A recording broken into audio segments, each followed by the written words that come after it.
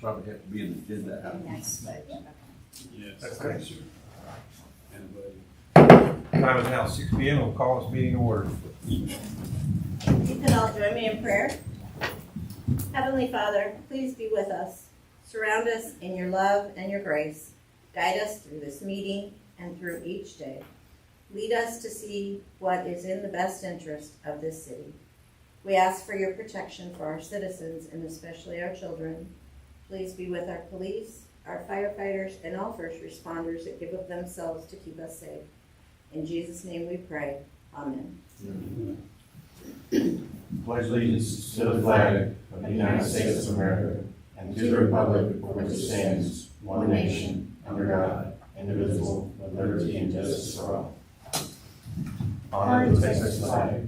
I pledge allegiance to thee, Texas, one state, under God, one and indivisible.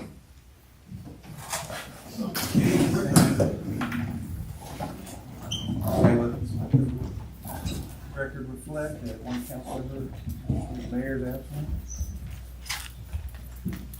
Okay, are you? Thank you, sir. Yes, sir. Okay. I'm gonna swear in now. Well, he does not want to do this, so. I already did it before the We did it meeting. before. I know. That was just one. Did you want to get a photo? Yeah, sure. Okay. You gonna turn it Certificate with you? We'll give them the opportunity to put a photo on. Thank goodness. So because of possible quorum issues, we went ahead and swore Mr. Dunn in this, before the meeting. So we're gonna do just a ceremonial photo with the certificate. Got my hat or anything? No, I had a jacket and suit, but I took it off. Too hot. Too warm.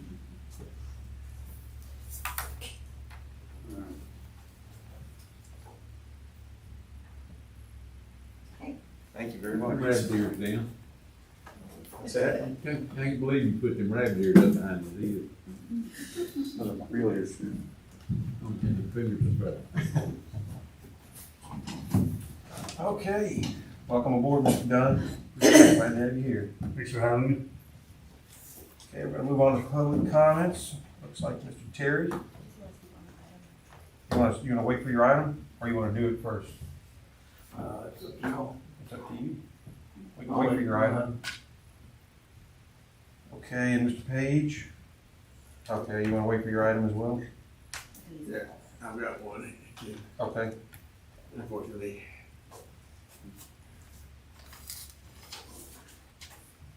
Man, you're not killing me, I wasn't planning on being up here tonight. And that being said, I think the first thing I want to suggest here tonight, considering how many items we've got on the agenda, that at least one item possibly could be moved to the next meeting. I think the most logical item would be, since the fire chief isn't here tonight to kind of, ask questions. The one concerning the agenda item concerning paper, that would be postponed to the next meeting. It looks like we're gonna be here all night otherwise. But that being said, first thing I want to hit on is first thanks that opposed on the cracking down on the solicitation permits. But I'd kind of like y'all to consider one little thing, see if it's even feasible. Yeah, most of us from the old Stone Age days, we remember the old do not call list. It don't exist in cell phones. Checking the feasibility of when they issue a permit for solicitation. Maybe they could include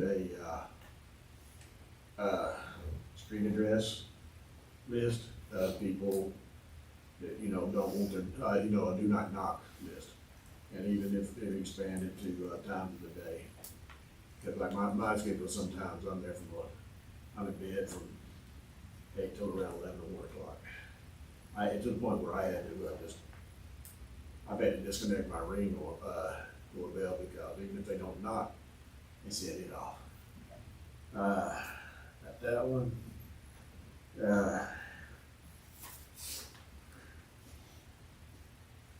social media stuff that I hit up with. I've just not one off the list, but even though I told these people there's a perfectly good place to send it in on the internet webpage. So a couple of items we all look at. How much time have we got? 50 seconds.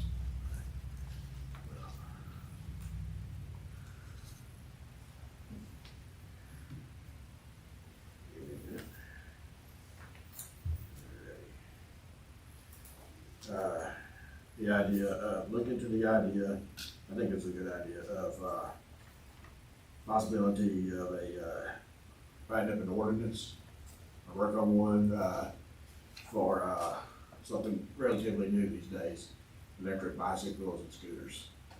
There's a lot of chatter on that, and from what I'm seeing here, the major part is that section, from the front of the, dollar store all the way down to in that area. So, I got one, but see.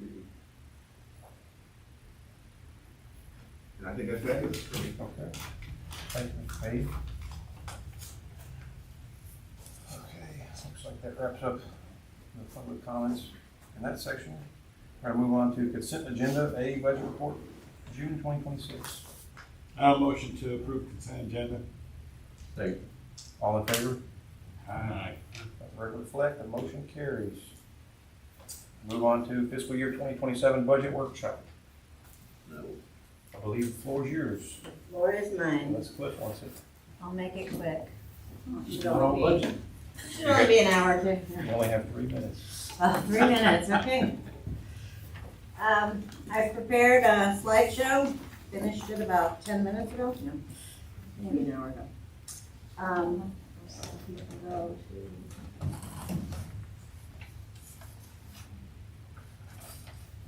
You see next to editing where it has the little. easel? Yes, over. Okay, right there. There it goes. okay. You can go to the next one.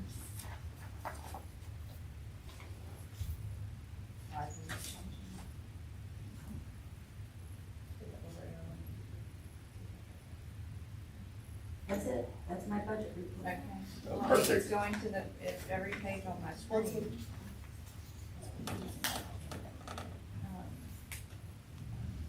Oh, there it goes. Okay, I just had to click it. Okay, so, this page is everyone that is tasked with making decisions on this budget. On the right-hand side of the city staff, every one of these people presents a budget request, for their department.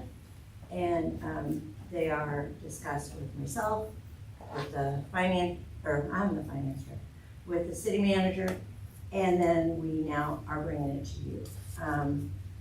This is a fluid document. Tonight is to give you guys just a kind of a snapshot of where we are now. This is not a presentation of the budget at this point, but we're all key decision makers in that. Please go watch. So these are the things I'm gonna cover, just an overview of our budget approach, our budget calendar. We're gonna talk a little bit about tax rate. It will be a very preliminary discussion. We're gonna talk about our general fund, and we're gonna talk about our enterprise fund, which runs our utilities. We have other funds that will be in the budget document, but these are our operating funds. So that's what we're gonna talk about tonight. Okay. So we're, as we've been preparing this budget, we are setting the budget at a level of actual cost to run this city. We're not putting in fluff. I'm not a budget or a finance director that says, put in, pie in the sky figure. I want them to justify what they're putting into each line item. I'm also not one that says, okay, it's September, we better spend all the money in this budget line. If you don't need it, don't spend it. So we've been doing this. This is the 6th budget year, and we're gonna continue that. Within this budget discussion, one of the proposals is a 4% pay raise for staff. What I do is I pull the Social Security number from the prior October and see what Social Security determined. Last October it was 2.8, and that took effect for Social Security recipients on January 1st of this year. But they're already putting out numbers where they're predicting where they're gonna be, and with the higher than normal inflation, they're saying it's gonna be 3.9 to 4.2% this coming October. We are proposing a 4%. One of the things that we want to encourage is to keep our staff, because we have good staff. These are brought every year. The cost of living increases are brought every year, and then on the odd years, we do a merit increase based on evaluations. I'm also proposing utility rates. We'll get into that. It's not a fun thing to come up with utility rates because nobody wants to pay them, but I'm gonna show you what we need to reach our goals. And then we're just gonna continue. As most of you know, 6 to 7 years ago, we had no reserves, and now we do, but they are not yet at adequate levels to do what we wanna do. So we're gonna talk about that too, because we do not wanna incur debt if we can help it. Okay.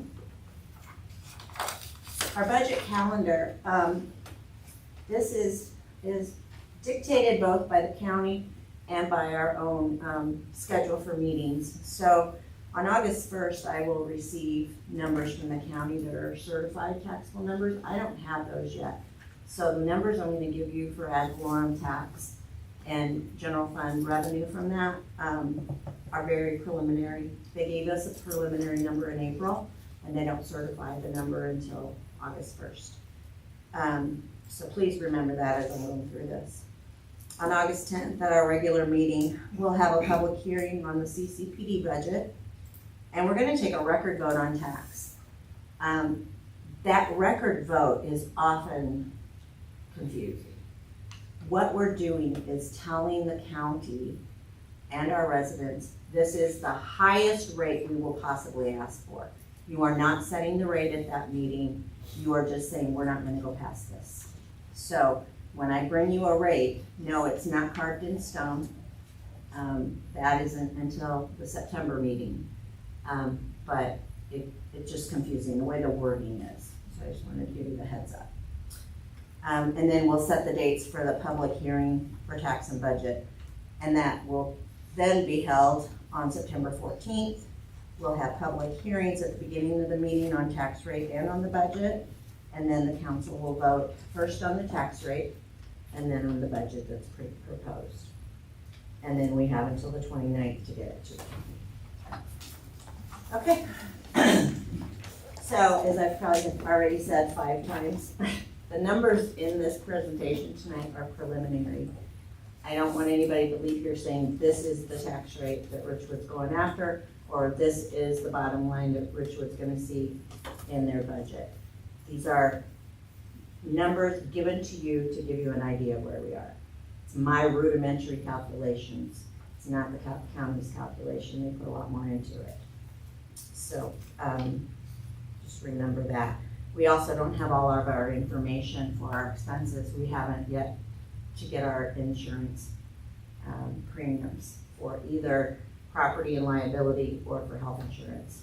Those are a big chunk of our budget. We don't have those yet, so we have no idea if they're going up, down, whatever. So tonight what we're doing is we're meeting so that I, as the finance director, along with Kirsten, the city manager, can give council and the citizens insight into how the budget is looking as of right now. And then we're asking for insight from council on your goals and your opinions on things. So that next month, I'll bring you more information on where the budget is. We won't have a full-blown workshop, but it'll incorporate what you've told us you want to see. Okay. So, we are a small city, under 30,000 by quite a bit.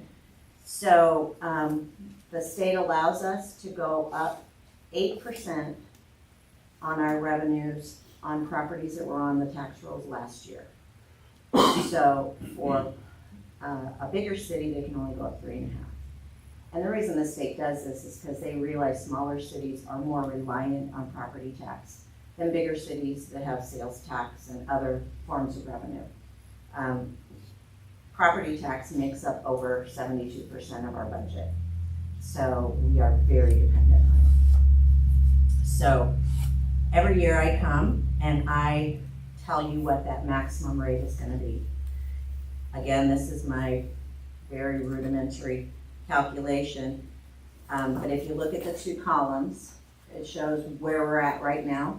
Our total rate is 0.557993. That was an increase from the year prior, last year, due to lower appraised values. Appraised values are coming back up, so our rate is gonna go a little lower. So my calculation is 0.539358. And the bottom line there is showing you that we'll go up about $220,000 in revenue based on these numbers. Again, that's rough estimate. So, and in case I haven't said it enough time, in the red box tells you this is just preliminary.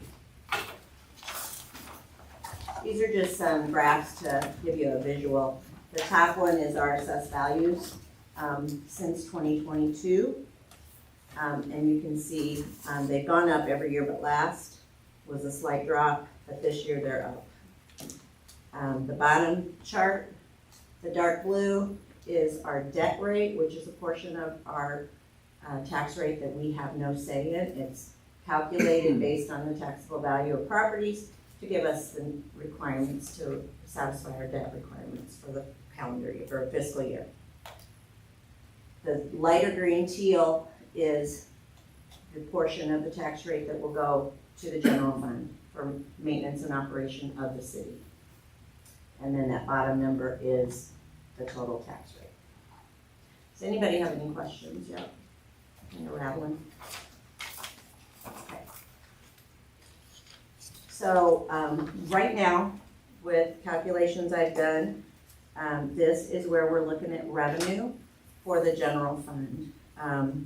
The last column is showing a change from 26 to 27, but the bolded column is our proposed budget. Revenues are not budgeted, they're projected. So this is just my best guess as of right now. Some things have gone down or are expected to go down because they've gone down this year. And I project based on trends and on history. Our sales tax has declined for 2 years, our building permits are going down, and our court revenue is going down.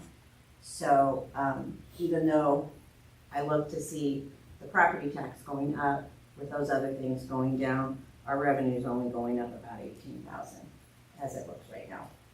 I just wanted to look at the end, is there something, since we're at a good spot, I could ask you a question about? Sure.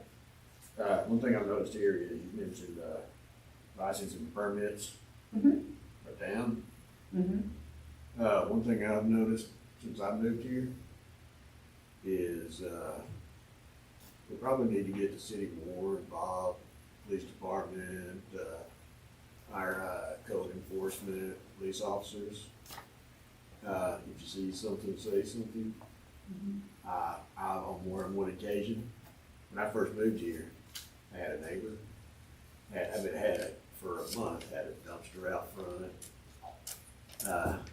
Had a big remodel done. I went over and talked to them one day, discovered they never got a permit from the city for it. And that does happen. I think that's where we can And that's one of improve the tasks of our code enforcement officer. 4 years ago, maybe, is when we added that position for that reason, as well as for the appearance of the city. So, thank you. Okay, any questions on the revenue? Okay, the next page. This shows our expenditures by department.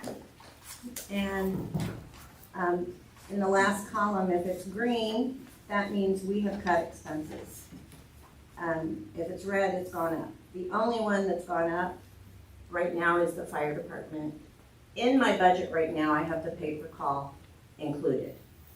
It doesn't mean it's in there in concrete. I just included it to show worst case scenario. But we'll discuss that later, and it's up to what's decided if that stays there or not, okay? But otherwise, as you can see, we've cut our expenditures in every department. Except some small ones that show zero because they were zero before. Any questions on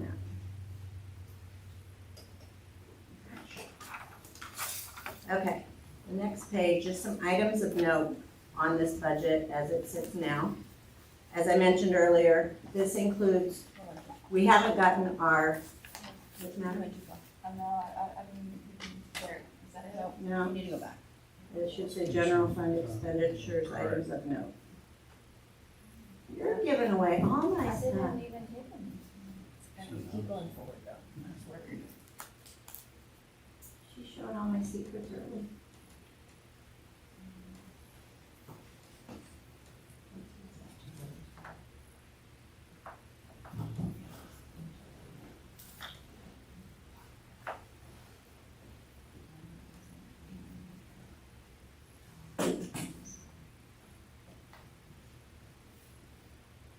This is where we're at, right?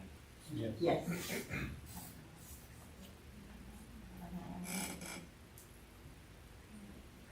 See the rule, Oh, this is our sheet. Not the one. so bring it back. And in the lower right-hand corner, you click that button. But it'll, you have to put it over there. Oh, working in one and moving another. Okay, so now you should be able to just click here. Okay, I'm sorry. No, you're good. We're back on track. Thank you. So as I mentioned earlier, we don't have our insurance premiums yet. So, I've increased what we paid in fiscal year '26 by 10% to put in a buffer for that. There have been years that have exceeded that 10%, and there have been years that have been less than that. So right now it includes the 10%. It also, as I mentioned earlier, includes the 4% COLA for all employees. On the general fund side, we have 19 employees, and that increase totals $50,381. The same as with property and liability, our health benefits, we don't have those yet. I've left those the same. We're hoping they stay the same. We've gotten some of our small policies, like long-term disability and dental and things, and they've remained the same, so we're hoping. And that should be coming soon. And then I had a discussion with CCPD. Since fiscal year '23, CCPD has been transferring an amount to our general fund to cover a portion of the PD's overtime. I talked with Jeremy first, and I told him this is not a carved in stone thing. It's not required of CCPD. It was instilled, or I don't know if that's a word, it was implemented at the beginning because there were some patrols above and beyond what's normal that the then chief wanted to do, but it was going to incur additional overtime. So CCPD wanted to cover those additional patrols. It then became kind of expected every year. With a new city manager, a new chief, I thought this was the time to address that. So at the CCPD meeting, we talked about it, and what we came up with was that we would not do an automatic transfer, but as we watch the budget, if they go over the budgeted amount, then CCPD will kick in, or if the chief sees that there's a need. So right now, there's no transfer in, but that doesn't mean there won't be. And then the fire department request for paper call. As I said, it's included in the budget right now, just because I wanted to show complete of everything I know right now. But we'll discuss it later, and it will be removed from the budget if it's not approved. Any questions on any of that? Okay. So the next page.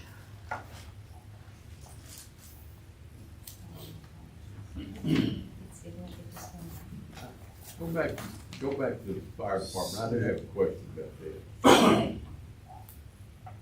The fire department has a the city is putting money in the fire department, The fire department is a department of this general fund. okay, but we're putting money into the state retirement programs for the fire department, Yes. Yes. okay? Right now, we're paying water bill for people that have a house, Yes. okay? And I put in, oh, sorry. We're I got some not paying information. for the people that live in the apartment, and I don't understand that. Yeah, and that was, the free water bills for the fire department was set long before I came. And that is just something that probably at that time, everybody had a house. I had a Now some conversation. live in apartments. And so as we discuss that paper call, that'll be part of our. This sounds like it's more for the next item. Yeah, I've had a conversation with the fire chief earlier today that I might have some input here. Yes, sir. We've also talked with him too. And I But think we- he's I think already. he mentioned- Ideally, you know the same thing I know, right? Okay. We can all be lined out in the next item. yeah, it's on the next Basically, you're not item, gonna let really. me, And now, I not just withdraw my question. gonna let me put in my concern here then. Well, We on can the have- item, more on the Does- next Does it agenda have to do item. with this? If it's about the fire specific department thing? paper call. If it's regarding the paper call, we need to wait. I just want people to know that that is included in here. I'm not discussing the pros or cons of it right now. So this is, the bottom portion of our budget on the general fund, and this is where transfers happen. Since 2021, we have put 10% of, general fund expenditures into the contingency fund. Before that, we had no contingency fund. So we're gonna talk about that on the next screen, but that is included in here, 10% contingency fund transfer. I have also taken it upon myself to propose that we increase transfers to our replacement fund. We have 3 categories, one for vehicles, one for equipment, and one for the fire department. I've increased those here. And again, nothing is carved in stone, and we'll talk about that a little bit more. But our replacement fund, as we discussed at the last meeting, is way underfunded. Right now, we couldn't buy anything really with what's in there. So when all that comes in, our change in fund balance is $126,869, which means when you take the revenue, you take out the expenses, and you net out the transfers, our fund balance will go up by $126,000, $126,869, as it sits right now. Again, these are not firm numbers, but that is a good positive number. Any questions? Okay. So now, turn the page. Now, let's talk replacement fund. So as I said, I am proposing, and I believe the city manager agreed with me. I just kind of told her I did it. Vehicles, last year we put in 30,000, which was an increase from the prior years. I've doubled that. Equipment, because it's terribly underfunded, I've gone from 5 to 20. And fire department, it had gone from 20 to 30, and now it's going to go to 50. Our goal for the fire department is that they can buy an engine someday without having to buy that. So that's what we're looking at for replacement fund. The contingency fund, as I said, 10% of general fund expenditures are normally transferred into the contingency fund. And that money can be allocated for unexpected or emergency needs. Right now, or as of the beginning of this fiscal year, our fund balance there was 1.8 million. So this discussion I'm gonna have on the next slide, if you were to set a limit on the contingency fund of how much we're socking away to 2 million, we would put in 174,871, and then that would leave 154,000 that we could invest somewhere else. So keep that in mind as we turn the page. So, with our contingency fund, what should be our maximum balance? You know, that's like saying, what are we gonna need for the next hurricane, and nobody knows. But with Beryl, we took out $966,935 out of the contingency fund to pay for debris removal. At that time, we had about 1.3 million. We were so glad we had that so that we could pay for that debris removal without going out for debt or robbing Peter to pay Paul. That was reimbursed by the government, but that took months. As I said earlier, the current balance is 1.825 million. Now that, when I say current, that's the fund balance at the beginning of the fiscal year. That's the beginning of the fiscal year plus our 10% that we put in. We've also earned $44,297 through the end of May in interest, because we have all this money invested in a state pool. So if I extrapolate the average out through the end of the year, we're looking at 1.891 million in there at the end of the year with all the interest. So what I am asking, what staff is proposing, is that we have a discussion about where council sees that we should have this contingency fund limited to. Now, one of the reasons is because this money is not earmarked for anything specific. It can be used at an emergency without council permission, just like the barrel costs were, or it can be used for unexpected costs with council approval. If we keep putting in that, we're kind of neglecting some other things. And so that we're gonna talk about on the next page. So let's go over that, and then we'll come back to this discussion and hear what you guys want. But what we're proposing is, of course, interest is gonna continue to accrue because it's invested. But what we were thinking is take that 10% maximum of expenditures, which this year is 300 and some thousand. We would take the contingency fund up to whatever limit you set. So if you set 10 million, we would take it up to 2 million with a transfer. Anything between that 10% of expenditures and what we actually put in contingency, we would put into capital improvements, which would be a general fund set aside to help build up so we can do some capital improvements. Let's turn the page and we'll go more in depth with that. Oh, you're too far. Too long page. There we go. So the general fund is responsible for streets, sidewalks, drainage, buildings, and parks. In fiscal year 26, council approved that we spend, I can't remember how much money it was, to have master plans done for streets and parks. Now, we know what we need to do, what our citizens want us to do. Citizens were offered surveys that they could answer to get input on what they would like to see. The streets portion is taken care of primarily in our transportation fund. Several years back, they switched all the costs and revenues for street, sidewalks, and drainage to the transportation fund, which is kind of a sub-fund of the general fund. We have a street sales tax that goes in there, and we have the transportation fee that's on every utility bill. So there is additional revenue to pay for streets, sidewalks, and drainage. So for things that are shown in the streets master plan, we have a fund that we can start working through to get some of those done. Parks has no additional funding. So we have this beautiful master plan for parks, and we don't really have a plan right now for how to pay for that. We've asked the citizens for input, and then we need to then maybe act on it and not just say, okay, thanks. We wish we could too.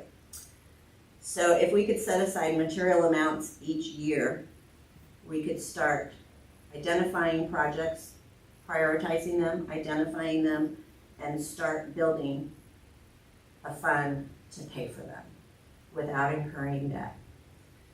It was also told to us when Strand presented the master plans to us that there are grants out there for parks, but they all have matches. So to get a $200,000 grant, we're gonna have to match up to half of it. So we need to have that money set aside so that we can match it. So our residents deserve parks that fulfill their needs. The master plan showed us what it will take to achieve this. Now we need to pay for it, or figure out how we're gonna pay for it. So now I'd like to have the discussion on what you guys think of this, what I've just told you, about the contingency fund and about building for parks improvement. Now this capital improvement fund would not be limited to parks. If something else came up that we needed, that money would be there. It's not limited to parks, but it would be limited or restricted, committed to capital improvements on the general fund side. So not infrastructure, but what the general fund is responsible for. The contingency fund is completely separate than your general fund, your transportation fund, Mm-hmm. your beautification fund. Mm-hmm. Beautification is KRB, and that's not really our money, but we manage it for them, we budget it for them with their approval. But yes, transportation fund is the one I said is like a sub-fund of the general fund, just to handle street sidewalks and drainage, and to accumulate that income so it doesn't get muddled with other general fund income. So this would be another fund. We have the fund, it's just zero right now, it's empty, that we could start building up money to start doing these projects that our citizens have asked for. I like the idea of capping at 2 million and then transferring anything over the 2 million into a park fund. Because we do have some park improvements that we need out there, like the walking trails around the parks, you know, we might be getting some broken ankles around them. Or kids riding around on the scooters, you know, hanging a tire in them, because they got some pretty bad cracks in them. And I think, you know, there's also talk about additional things for the park, like pickleball courts and things like that. So I think it would be good to get our parks up to speed. And we can't do it overnight, but we can start, you know, and a $20,000 Phase transfer is not plan. gonna do anything. We need to do Right. material amounts. I think if we, didn't we get a quote for the paving in Ellis Park? It was like 200,000, something I like think it that. was closer to 385. 285. So yeah, it takes some serious money to redo that. Yes. So I guess I would be in favor of a percentage of, let's say, cap dollar amount. Like say our proposed budget is 3.8 million, whatever, just say a responsible contingency fund is 8.5% of 3.8 million. That way, whatever our proposed budget changes every year, you can either input or take away. But it's just a $2 million cap. 5 years from now, we don't know. Right, what it would is, have to be right? revisited. Our charter allows up to 10% to be transferred to a contingency fund for emergency or for unexpected costs. So that's where that came from. Our discussion was to, but then it set the cap. no, so our discussion was to have council adopt, updated financial policies, and in that would be a section that is regarding to Whether it contingency. be a cap or. And then it would be our practice, and probably best practice is to review this biannually or every 3 to 5 years, maybe, whatever probably current economy is showing us, but it would need to be reviewed and then council can, but we want it to be formally adopted by council, whether by resolution or just in a financial policy.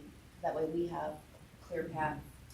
when So we're creating tonight, it. we're not asking you to approve policy. We're asking you to give us guidance on where, kind of as a general idea from council, where you see this. Then next month, we would bring you the policy.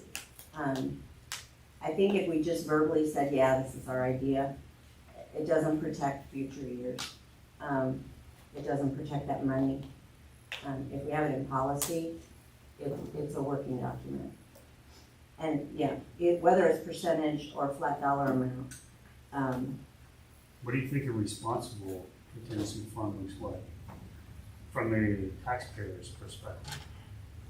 If our budget is 3.8 and we say, hey, we want half of that in a contingency fund and another 2 million in general operating fund, in addition to the $4 million we're taxing them, I think they'd rather have that in their savings account than the city's savings account. so What's a responsible contingency fund So- look like?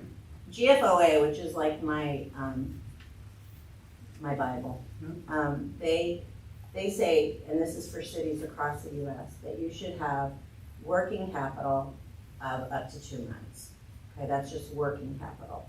It's not talking about emergencies or anything. Our auditors are saying, in a high-risk area, like where we live, it should be at least 6 months. Now that's talking about our fund balance, which we have. The thing with the contingency fund is, because the storms come up so fast and you have to react so fast, we need an amount there to be able to keep the city going, to get the debris, to do the recovery. And if we don't have it, we're dipping down into fund balance, which we could dip more than what fund balance is. We could have to borrow, we could have to, we can't take from the water and sewer fund. We'd have to rob it from replacement fund or, so, and we don't have that much in there. So my gut instinct, which is based on nothing, just after being through Barrel and talking to other professionals in the field, I feel like 2 million should be our minimum. And if you work that's today, 2 million, if you work that out to a percent, what percent is that? Roughly 48%. So maybe that's what we say, we want a cap of 48%. I like that idea. So, I mean, I agree having the fund, I think we had it. I think looking at your barrel, right, so our budget's roughly 4 million. It costs us $1 million, 25% of our operating fund to pay for that. So responsible, I would almost estimate 33% of our budget. So 33% of 3.8 would be probably a responsible one. Just kind of throwing the numbers out there. That way, we tax the citizens less, or we give it back to them in incentives, however we do it. But I think to have the money sitting in our savings account, I think they'd be opposed to that at the end of the day. That's why I say 6 months, you're talking 180 days, that's right at 2 million, which puts us at 50%. So if that Bible document kind of states 180 days, then 2 million is probably pretty close. I think that was why we came to this point of wanting to start saving in other coffers, just because you're right. We don't wanna look like we're just sitting on a big pile of the residents' money, not doing anything with it. We have lots of projects, we're not short on things to do. Yeah. We just are short on things, ways to pay To for it, allocate it. all at once, without taking on debt. And so that's why, it's silly to keep putting in contingency. And if I don't live in Richwood, I live in Lake Jackson, but if I had answered that survey and I knew they got the master plan and I knew they paid a lot of money for that master plan and then I heard nothing more, I would be a little like, why? So I want to show the citizens that we were serious, first of all, when we had that master plan done, and secondly, we're serious about getting the projects done. It's just gonna take time, but if we don't start now, that time will never come. Richwood doesn't have a lot, I don't wanna be dissing Richwood, but it doesn't have a lot for its citizens to do. And our parks need help. Yeah, as a veteran community, parks are our entertainment for our Yeah. kids to walk to and go to easily without having to I mean, drive somewhere. It's for every age. Kids play at the playgrounds, seniors walk the trails, hopefully without breaking an ankle. We want kids to be able to go down and fish with their dad safely. So this was our kind of solution to how to start looking at that. And like I mentioned too, most, if not all of the grants for parks require a match. And we don't wanna pass up 100,000 because we don't have the other 100,000.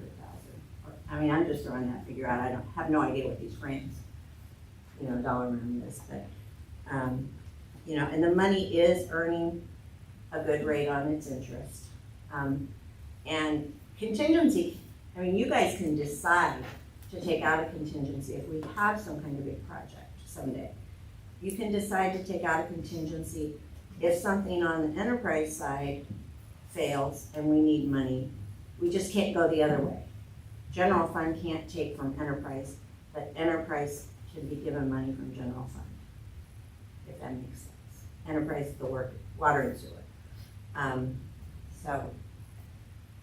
So is it kind of your consensus to look at whatever that 2 million is as a percentage? And then go write a policy based on that? Can I ask, we've got that grand plan. Is that grand plan split up into categories? Yes, Like I said, separate so projects. if you want to be as a taxpayer, what I would see, that plan is working.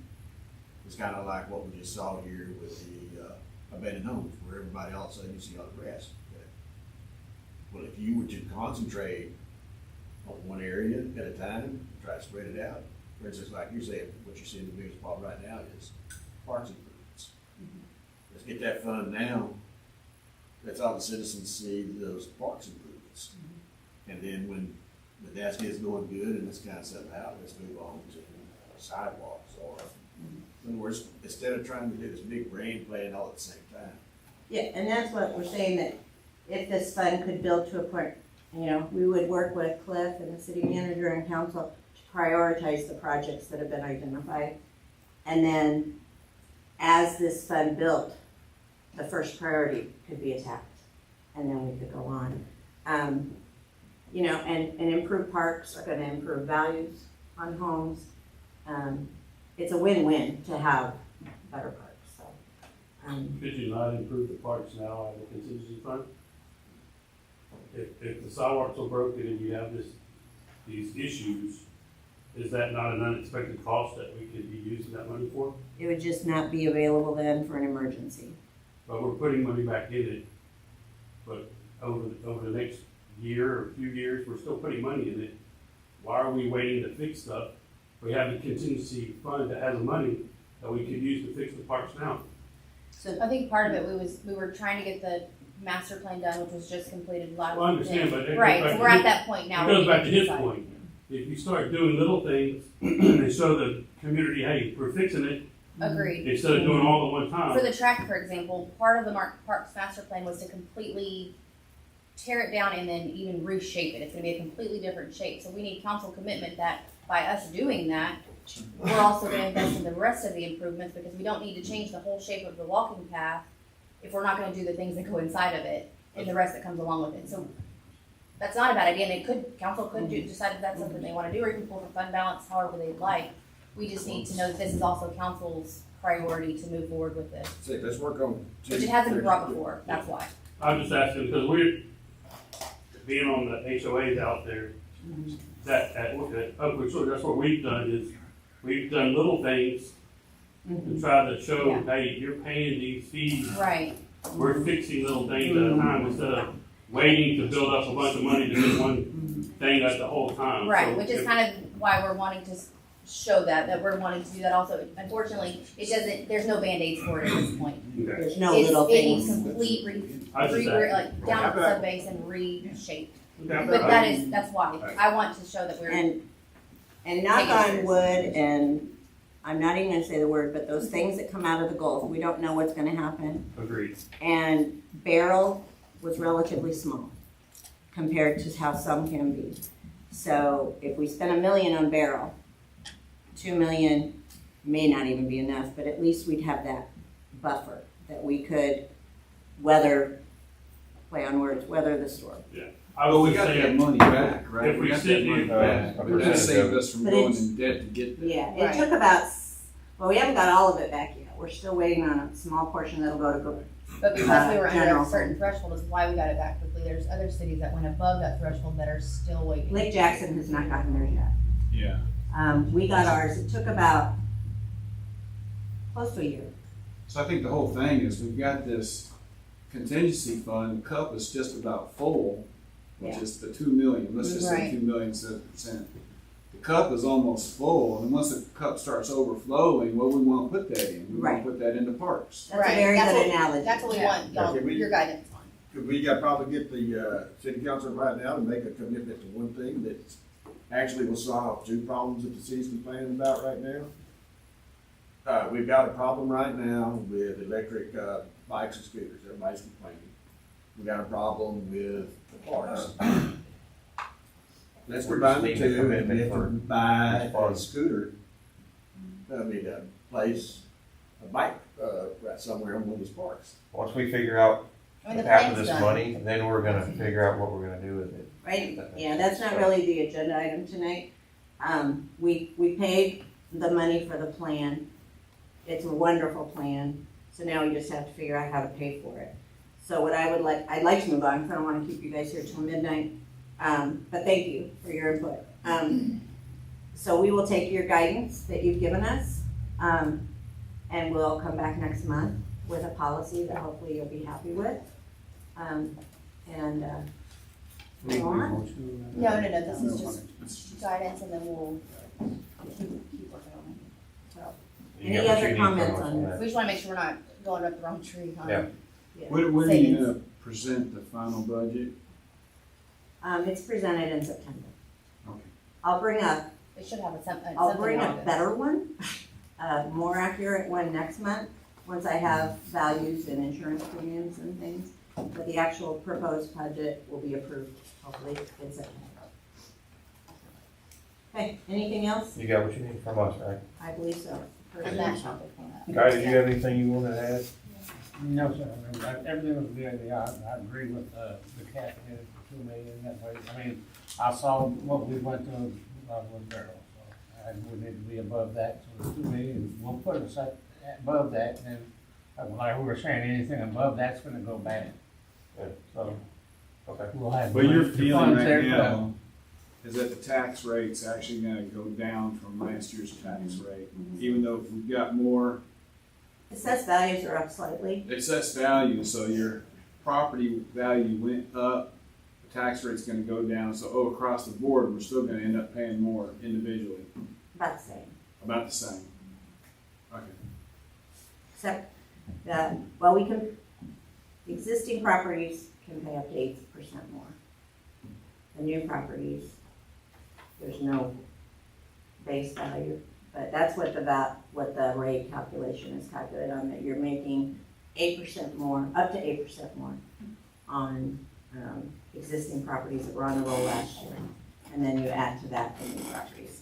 So we'll go into that more, when I get firm numbers. Right now, I just wanted to give you an idea to show you where we are.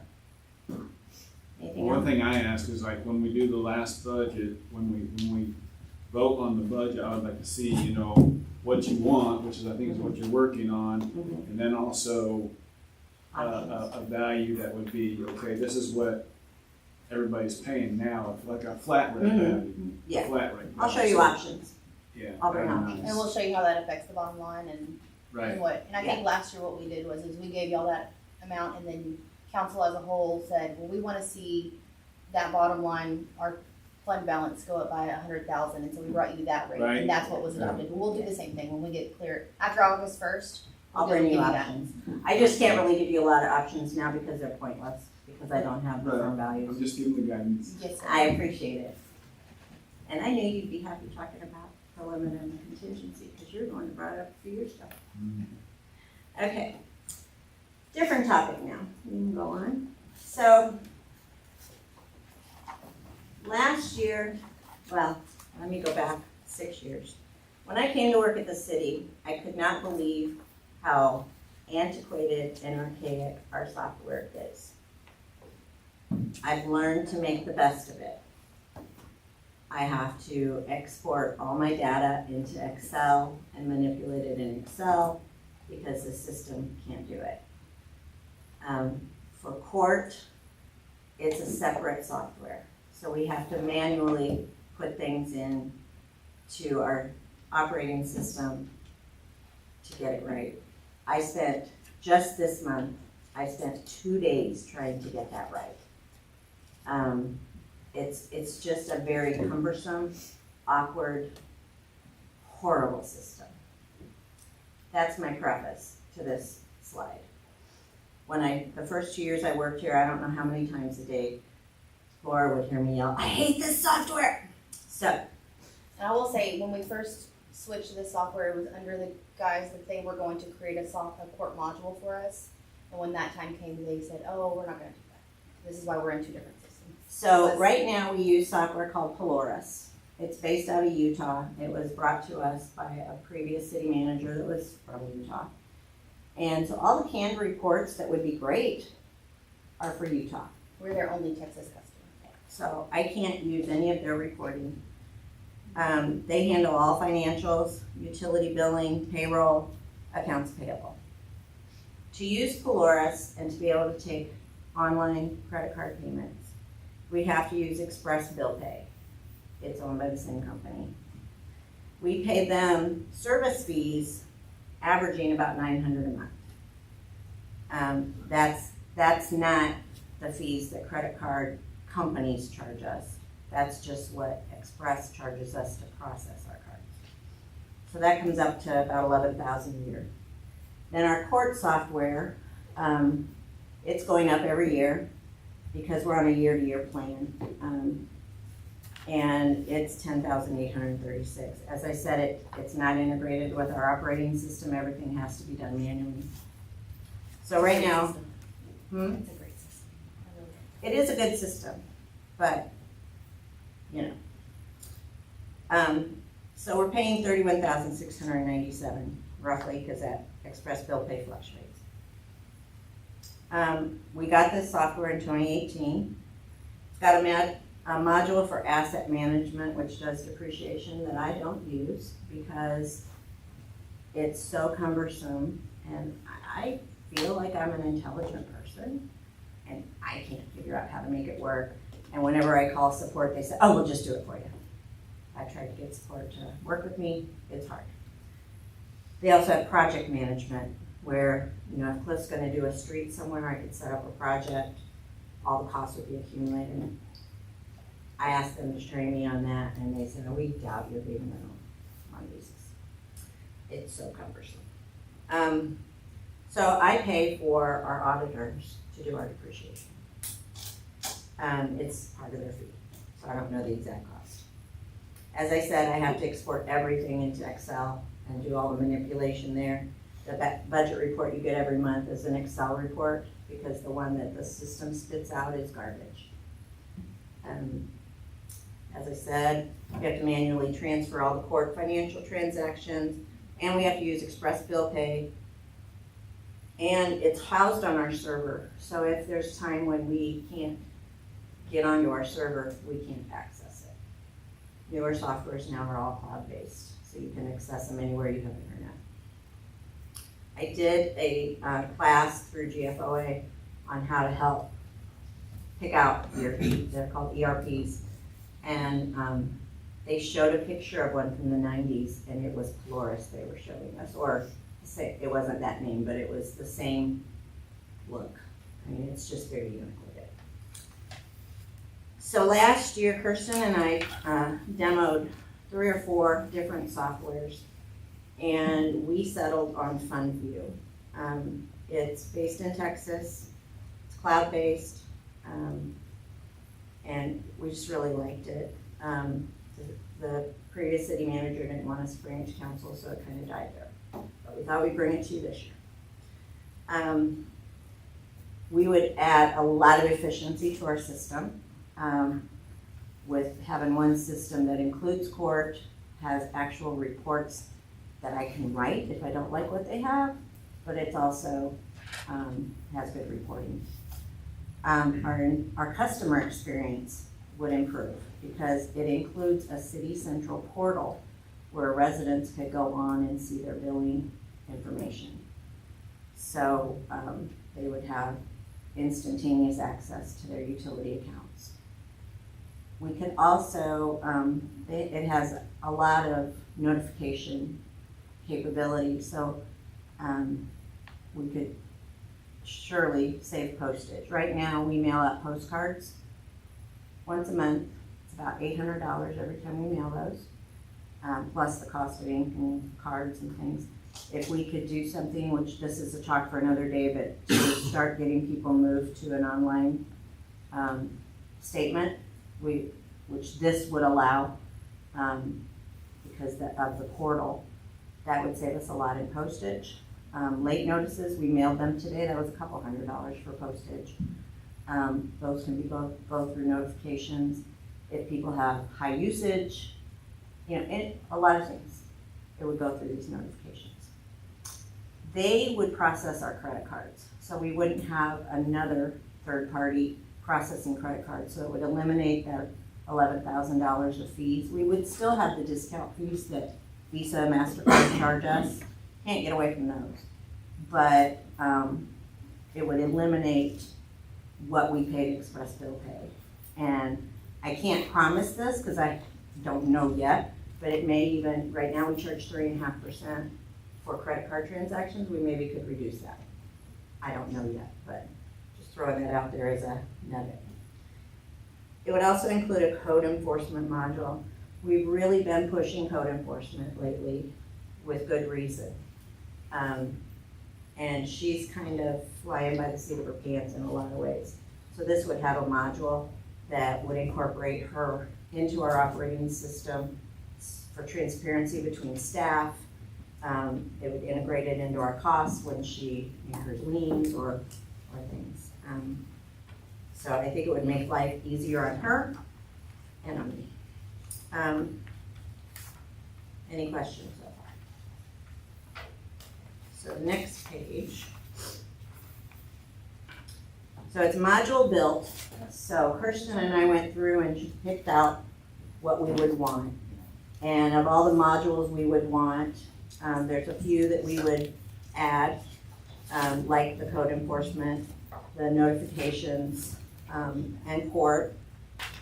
If, as we go, if any of the modules we pick just aren't working the way we thought they should, it's a year-by-year thing, so we don't have to keep them forever. Also, as we go forward and we see some of their modules that we don't have, that now we need, excuse me, we can add those. Talk to them, implementation could be done, we could schedule it at our convenience, which it's all about me and my slow time is early 2027 after budget and audit before the next budget. So I'm just going to say, I really hope you guys allow us to do this. Implementation is a one-time cost where they will bring all our data in, make sure everything works right, and train our employees. Is $45,250, and then annual cost is $37,750. That includes 5,600 of features we don't normally have or don't currently have that would increase efficiency and citizen experience. So we currently pay $31,697. So cost would increase $6,000. I honestly believe that this would be offset by the efficiency, time saving, lowered postage, and our customers liking that they can go online and see what they're being billed. Okay, so any questions on that? Point out that the implementation could be offset. We have a Yes. fund that money for court technology. We have a fund that builds, and we don't frequently have things we can use it on. You can only use it on technology that affects the court or security that affects the court. So that fund has grown, I think, Tricia, I think the fund balance was about 25. Yeah, probably it's the right around previous year. 25 right now. I would propose that we zero that fund out to offset the $45,000 for implementation so that the city, next year's budget is only going to be affected, by 20,000. 20,000 plus the additional, cost. Plus the annual. We would have a little increase the first year because our current There'll be a little bit software of overlap. and the new software would overlap. So we'd have a little bit of increase there.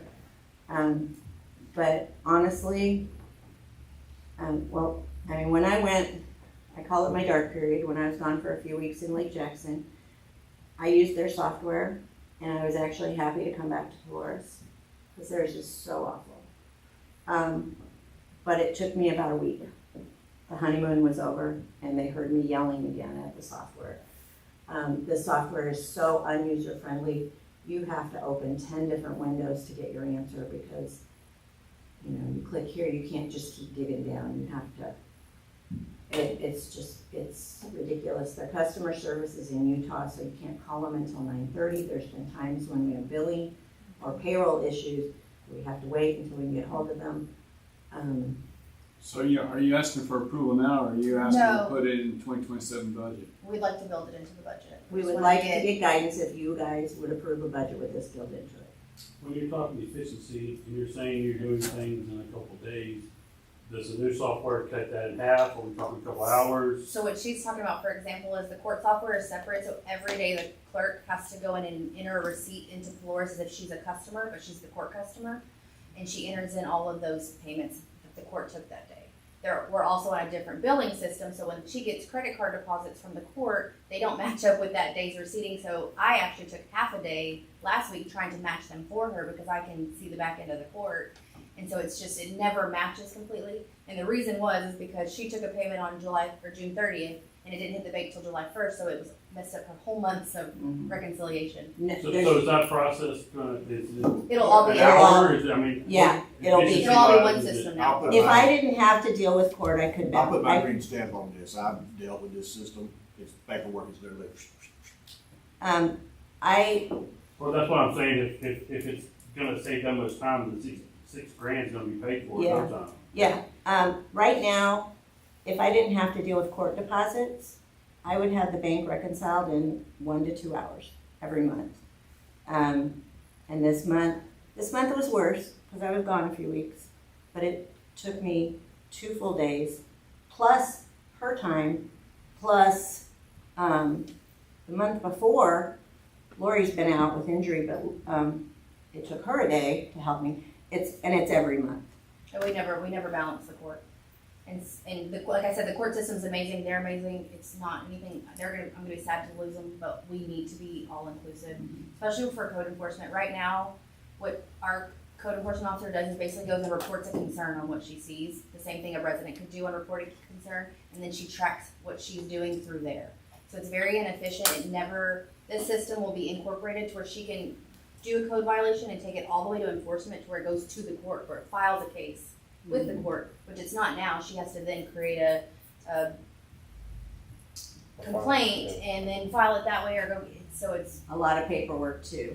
and we lose the ability to enforce because we lack the paper trail to show that we're actively doing these things and keeping good track of our notices and that we're sending them. And so this is just gonna really And that's just help us. a couple of the examples. When I do the budget report for every month, I export it into CSV, into Excel, and then I copy and paste it into my template.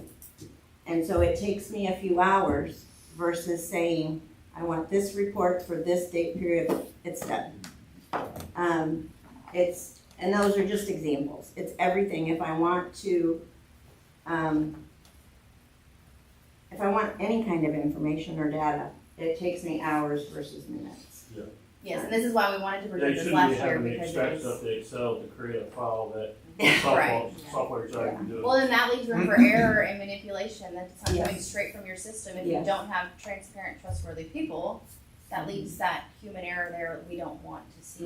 Can we go ahead and tell you to go fund you? If we pull this out of this proposal, and making it an item For to next execute? month? No, We will. execute tonight. No, it has to be an agenda item, but that's, we just, which is the plan to do for next month. For next month. So we can show them that we're not just stringing them along another year. Yeah. But that's what we wanted to do. They We'll honored- bring it as a second. I reached out to them last Pull week. it out of the budget proposal. and It would make just- that For August, When we'll I- do it in August. Yeah, when I update the budget with firm numbers, it would be in there. So, everything's gonna change anyway. So I can't tell you exactly, what it'll do, but Here's a moral question for you. This implementation fee is $45,000. Your 4% pay raise for this year was roughly $50,000. Which would you rather have? I would forgo mine for the software. I would too, But but not I all the can't speak for employees. the employees. I have What some about- employees that really do deserve it. Honestly, if I had this software, I feel like I got a raise. What about Just- Cliff? They don't get to use it, so they would definitely take the raise. They just. They don't use the software and they don't care. But he'll have happier women That's a surrounding fair him. question because you're asking us It to is. commit Yeah, $90,000 this year. Yeah. Why? It is, but 45. council could also Right. choose to use fund balance to cover this. That's why I say we without pull it out being now affected. and do it in this year. Yeah. Fund. And we did talk about that, whether or not we should, Trish does not want to implement this now. It would cause her to blow a gasket if we signed a contract now, but, I would also ask if this implementation, does it include on-site visit for And implementation? And then, as long as the training is not CDD, like computer-based training, Yeah. a lot of these people They'll be just give you videos to, Yeah. hey, watch this. no, it's Make them sure it's coming in. on-site, Yeah. and then make sure you have enough contingency hours after you're implemented to call them back and say, hey, I have a Mhm. problem, can you help me? I had an online telephone number that literally, if I had a problem, Yeah. I'd call and there was somebody on the other end right then and there tomorrow. And you want that belly button there, that individual. And everybody's human in customer service, but there have been times when I've called Flores customer support and they'll tell me how to do something, so I do it. And then I go to the next step and it's totally screwed up the next step. I don't have a lot of faith in them, or I can talk to two different people and get told two different things. This company was founded by people that were in with Tyler Technologies, which does Encode, which is kind of the Cadillac software for cities or governments. We priced them, and this is less than half. And it's very similar because we did demos on both. I actually liked this better. So we're not going just on price. There were some that were maybe less expensive, but we didn't like. This one, I felt like when they did the demo, I just started working in it right then. I'm ready to preview now. We'll bring it back next month. So you Yeah, can give us so guidance on I that. appreciate it. I appreciate you guys taking our opinion on that. And yeah, the thought of implementation any time of the year makes me want to throw up, but it'll be good. Because I told her, no, we're not getting new software till I retire.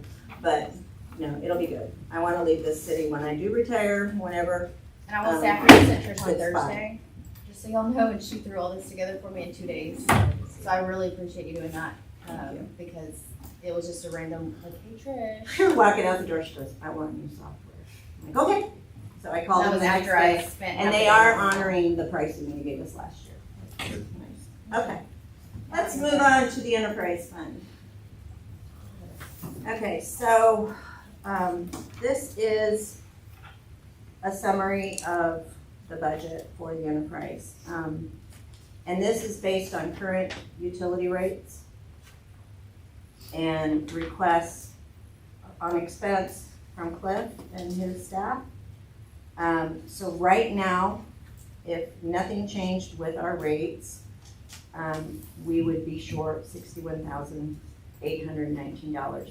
Now you might notice there's a add back principal debt payments. When I do a budget, it has to include our debt payments for principal, just because it's cash going out. But it doesn't change fund balance or net position on the enterprise side because it reduces liability. So that's why I've added that back in. We are seeing an increase in both sewer and water.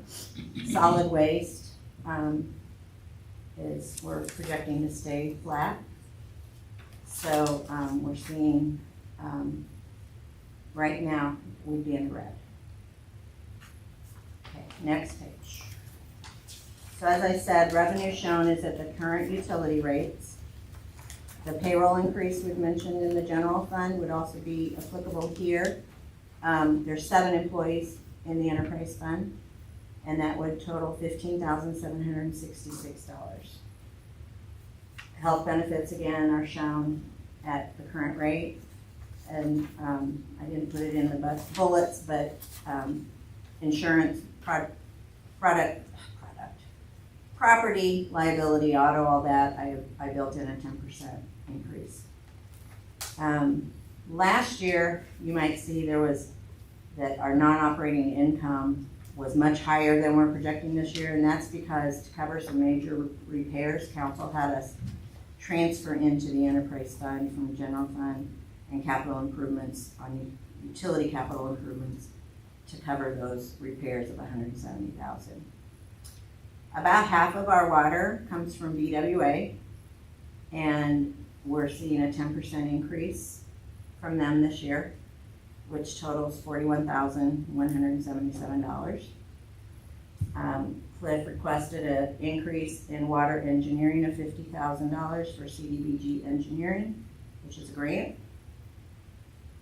Water lines M&R includes $110,000 for tank mixers. I picture them like a big KitchenAid mixer up on top of the tanks, but I don't know. Is that what they look like, Cliff? Are they like big KitchenAid mixers? Very big. Sewer lines M&R includes $70,000 for this stuff he listed that we talked about last month as well.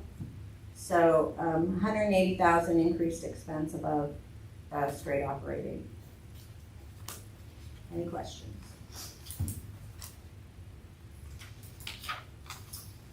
So this is just to give you some history. In 2019, the city paid for a rate study that gave us rates for the years 2020 to 25.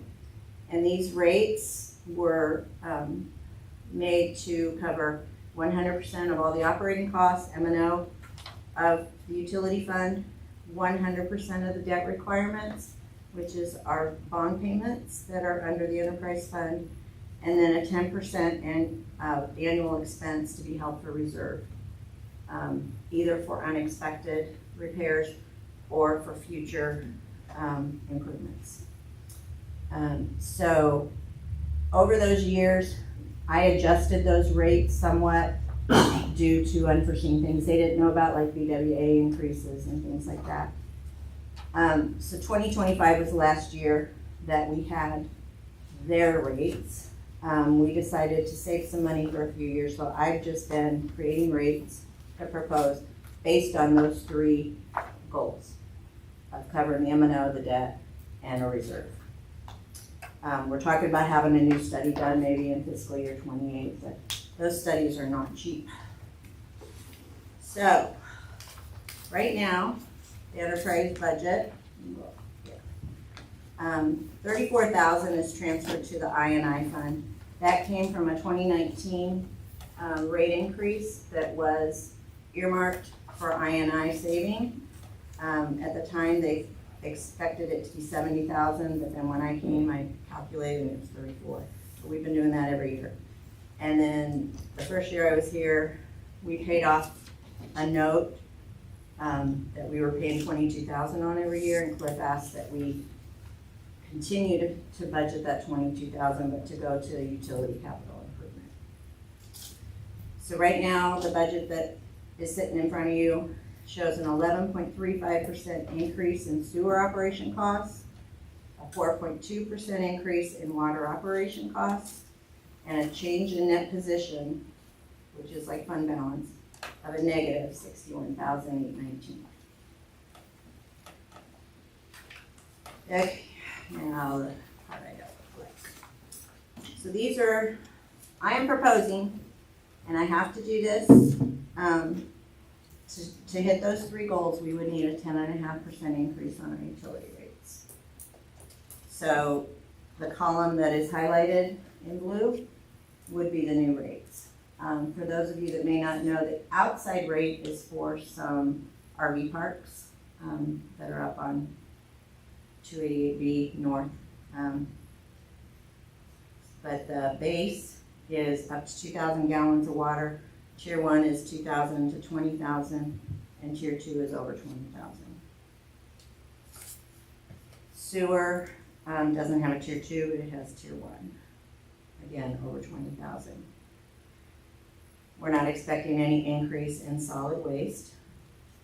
So the bottom little box, our base bill, what it currently is, I didn't include the KRB and the fire donations because those are voluntary but mandatory, what's set by council. Right now, our base bill is $104.68, and with these proposed changes, it would be $112.28, which is an increase of $7.57 a month. Any questions? Very quick here, this is something I bring up every year. I understand this. Instead of increasing the base, which those of us, I mean, the way I feel, I had to turn off my sprinkler system. My base rate, I'm subsidizing 3 other citizens. If I turn on sprinkler, I'm subsidizing another 4 during the times it's not on. I'm sure I'm not alone. There's a lot more citizens out there that I use less than 1,000 gallons, probably about 500. You're increasing my bill here. Why can't you increase those that are using over 2,000?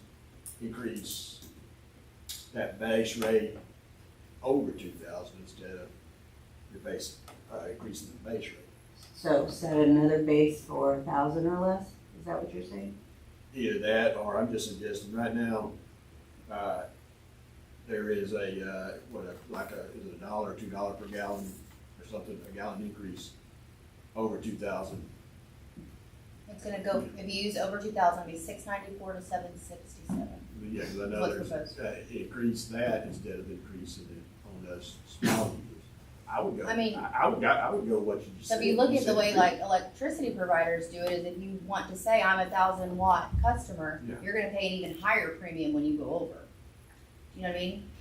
I mean, she just said something that I suggested Pat's good to get through, so that sounds good to me. Is Yeah. have, I mean, have it's, a 1,000 for those of us that don't go Just over. a 2,000 is a good average. I mean, you're definitely in the minority of. very minority. How about, Yeah. since, I guess what I'm saying is, for those that are using over 2,000, you have a premium, they got it. They are, I mean, their rate How is about for those increasing, of their us using gallon. under 2,000, have a discount. In other words, if you consistently use $1,000 or less consistently, they give us, I mean, it's not, like, I'm looking at, first you got 42. If it just increased my bill by $5 a month, I'd be at, but, yeah, you see what I'm saying is, I see what you're saying. I calculated it out one time, in the 5 years I've been here, I paid over $15,000 more. I mean, if that's something council wants to Then look what at, I we can would definitely pay run 5 years the ago. numbers to figure out how many customers we have that use 1,000 or less. If that's something they're interested in. our average use is 4,500 to 5,500. But right the in people there. that use 1,000 or less are And very minimal. And this is just me, this is my thinking, surmising. We offer a 40% discount for senior citizens. I would be willing to bet They're the majority of the ones that are under 2,000 are our senior citizens that are getting 40%. You may fall into that. I'm not that category. Yeah, Between, so yeah. that's what I'm saying, you've fallen into that in between. But, we've done that to try to help that situation. It used to be that it was like what was it before we did the At 40%? one time, it was a 600, when I first moved in, 600 minimum, and then it went to 1,000. And then, it wasn't even, I think, a year, 2 years later, they went to the, I guess they still could bring in enough money to meet the budget. So they moved to 2,000. So my bill literally went, in less than 2 years, I went from paying a total bill, not just a water, total bill of $35 a month. To now I'm paying $108, and now, looks at this, I'm gonna be, paying $115 a month, most likely now. 112. You know, and anytime we pass savings on in some area, that savings has to be made up by increasing rates somewhere else. You know, and the discount of 40%, that's unheard of for a city to give 40% off to seniors. It used to be a flat dollar amount.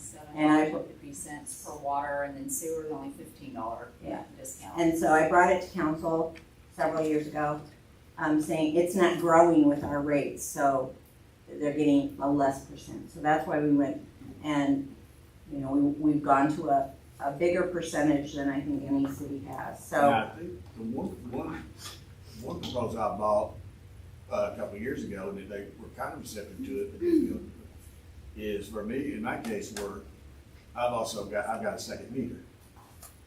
But that second meter, I might be using it. I mean, I'm only using it 5 or 6 months out of the year. yeah, But you're yet not billed when you but don't use I'm it. still paying. You're not being billed for that when you're not using it. There is still a, I mean, I've had it turned off for 2 years now because of it. Yeah. But there is still a, I mean, you're not paying water, you're not paying sewer, but you're still paying a minimum $2,000 rate I think it's something to look at. year round. We can look at that in the future, but, We'll just pull it and send it out for the groups. Yeah. But that's the part that really kills me is when I'm using sprinklers. Because I was literally paying, using. But if you had it all in one meter, then you would. But those three, put your those three 2,000 months, that you those pay 3 months, sewer, so- well, I tried Yeah. that, they wouldn't let me put a cross tile. It's something we can look into, but. yeah, she's we'll got look into it, Bob. We've got it. We'll pull it. So, this, the next page.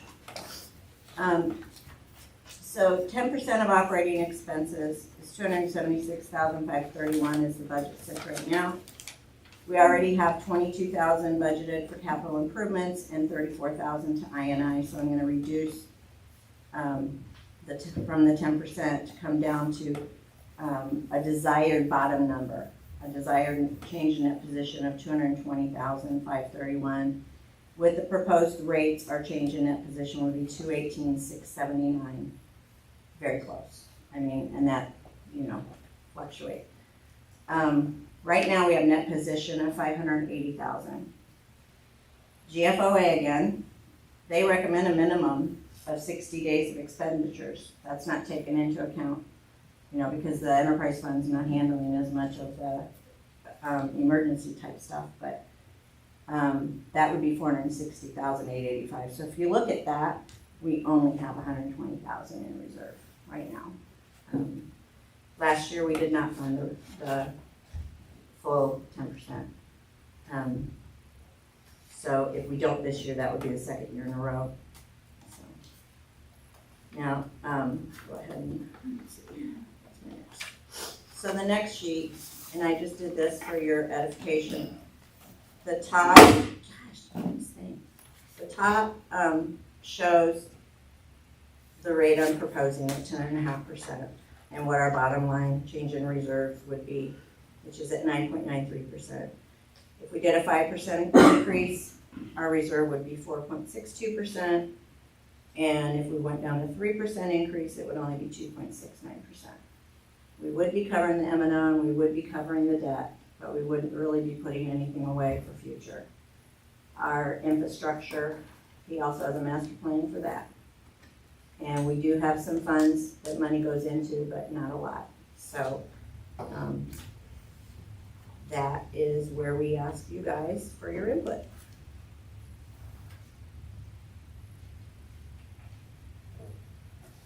I want to be able to bring you a budget with the rates that you will approve. If we leave them the same as they are, we will have a negative. So in other words, we'll take away from our reserve.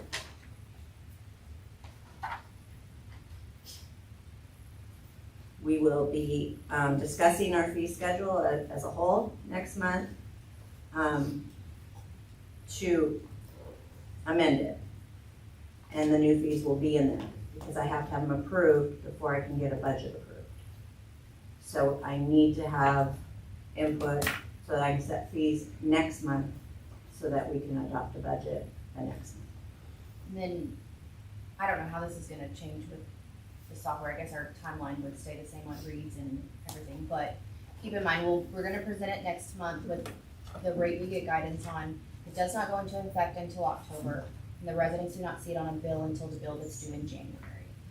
Or December, yes, sorry. And then, so that's why we try to do this now, is because we don't want to do it and then, next month you have to be responsible for whatever the increase is. We want to give as much notice and. Our billing period is 10/8 to 10/8.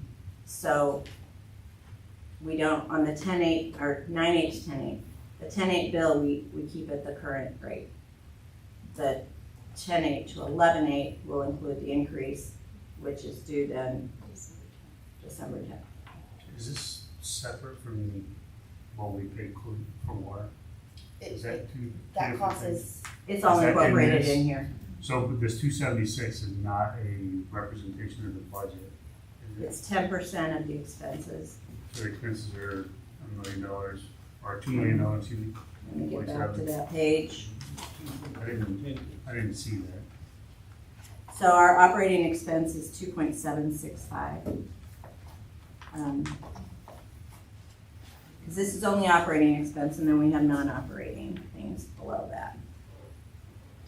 So I'm projecting revenue at the current rate of 3.175 million and expenditures of 2.765, which leaves 410.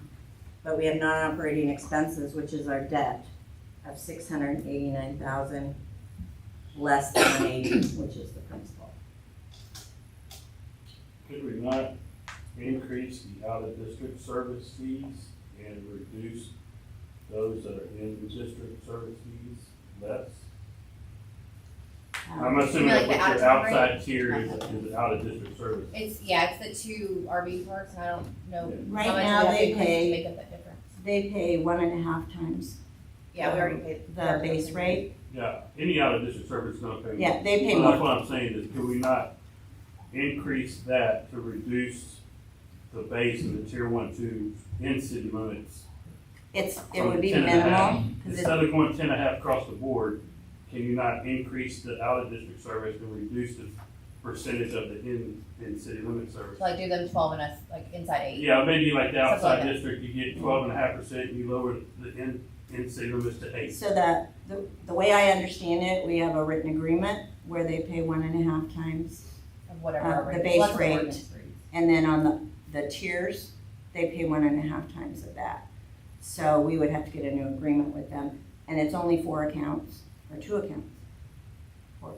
It'd be minimal, even if we increase them quite a bit, it would be minimal. Well, they did That's what have I was- that, they did Yeah. have that decrease in rate they're supposed to take into account, and, I know last year, when they discussed this, one of the deals that they discussed is for the fiscal year, 27, they were gonna cut that rate that they were paying, I thought, at one time they discussed that. No, they were I just remember. paying less than We what that increased council what at they're the time paying. wanted, and so they modified how they pay their. When I first came to the city, I was unaware of how that was calculated. I didn't know what the agreement was. So I was just adding the percentage of whatever we were adding to utility rates. Then we found 2 years ago, I think, what the actual criteria is, and we adjusted accordingly.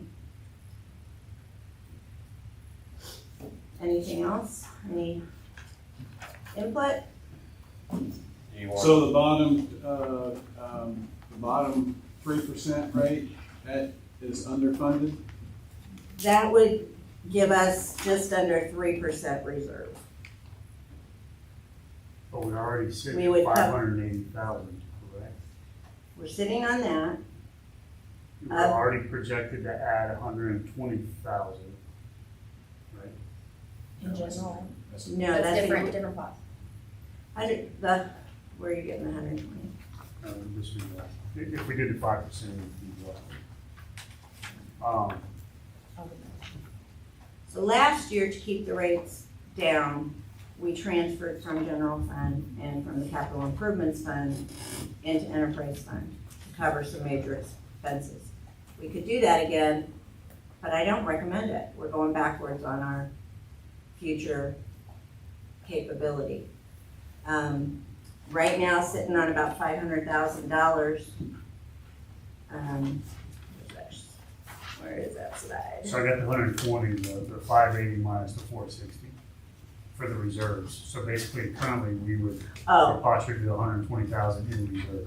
Right now, we have, yes, 120 in reserve. What can you do with 120? With infrastructure? I need to think about it. It's pretty low. Not much. What can you do with 240? It all builds, that's the thing. So, 6 years ago, we had no reserves. We had none. Our infrastructure is better than it was 6 years ago. Thankful to debt, thankful to some grants. But it's still, how much do you have in projects? 18.5 million 18.5 million. over 25 years. So, so I'm not telling you what to do. What I'm giving you is what it would take to hit the 3 goals that were set in 2019, which I think are good goals. We want to pay our operating, we want to pay our debt, and we want to plan for the future. But it's up to you guys to give me guidance on what you want to see. I guess I look at it, what's a responsible reserve that doesn't stress the citizens, right? So currently you have 120,000. 6 years ago, you didn't have nothing. Now you got 120,000. If we allocate 10%, you're gonna go up to 360,000. If we authorize 5%, you go up to 240. I'd hate to build $500,000 in reserve contingency on the backs of the citizens in 1 year. Take a staggered approach to Not that to instead mention, of, since 2025, if you implement the 10.5, you've increased the rates 31.5% in 2 years. And before I that, like the idea of building a and reserve, before that, it just was not all less at than one time. 5%. And it's hard when we don't have any on either side. I'm in favor of the 5%. That's where I'm leaning toward the 5%. Right now. Because I think that is in line with what happened this year.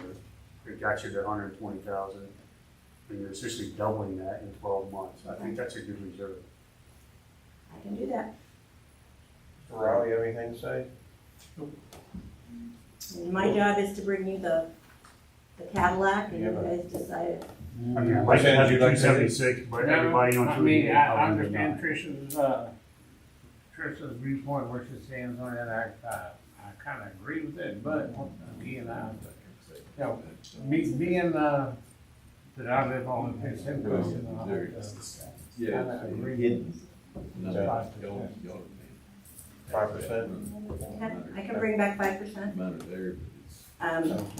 Yeah, that's why we talk about it tonight, is so I can get guidance to bring it back next month at an amount you guys will approve. You know, this is one of my least favorite tasks in the year, is to set, the utility rates. Because it, you know, the citizens see it in their face every month, so.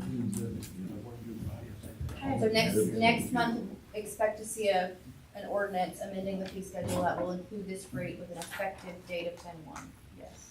So if you see it on the agenda for August, it's not going into effect that day, but we need to be able to spread the word. So that's my last slide. I know you're disappointed. Any questions before I go sit down? Okay, I'm gonna go sit down. Thank you Thank very you. much. Good work. That Thank took you. 2 days to do? No, just the, A presentation. Bill. no, I started the presentation a couple weeks ago, but she changed it on me 2 days ago. Say, If we just I've sit here changed and it on you absorb as it of and 4 didn't ask o'clock any today. questions, Yeah. that would be a detriment. I'm gonna say that's amazing work. Thank you. I appreciate all your input. Thank you very much. Okay, we're gonna move on to discussion and action items. A. You ready? Get up there. See you there. So go back out. Just not sure. Let's redo it and reopen the meeting and then do the. Go through again. Okay.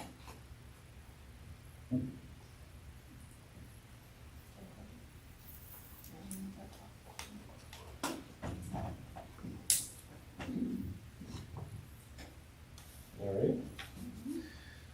Okay, a discussion and possible action regarding a proposed volunteer firefighter pay-per-call incentive program, including providing direction to staff for consideration of policy adoption at a future meeting.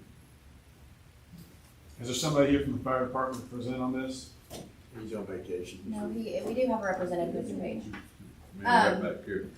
But after speaking with Tony, he's not as prepared for this as I thought he was gonna be coming. No, nothing to you, I know. But fire department did prepare this item and knew this was gonna be on this meeting. So it's not what you put on without their knowledge. But I would like to push this to August. I do want this to be decided before budget, obviously. But I would like it to be pushed to give me time to actually meet with the department as a whole. I can speak on a little bit for the department. Yeah, if you wanna give some information, you're welcome to. I just don't Basically, wanna for the put you on the department, spot. it's more for getting more volunteer incentive, get more volunteers. As being in the department for the past 9 years, personally don't think this is gonna get more people to come.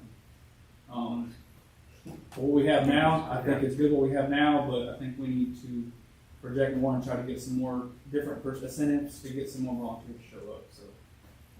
As a whole, recommend?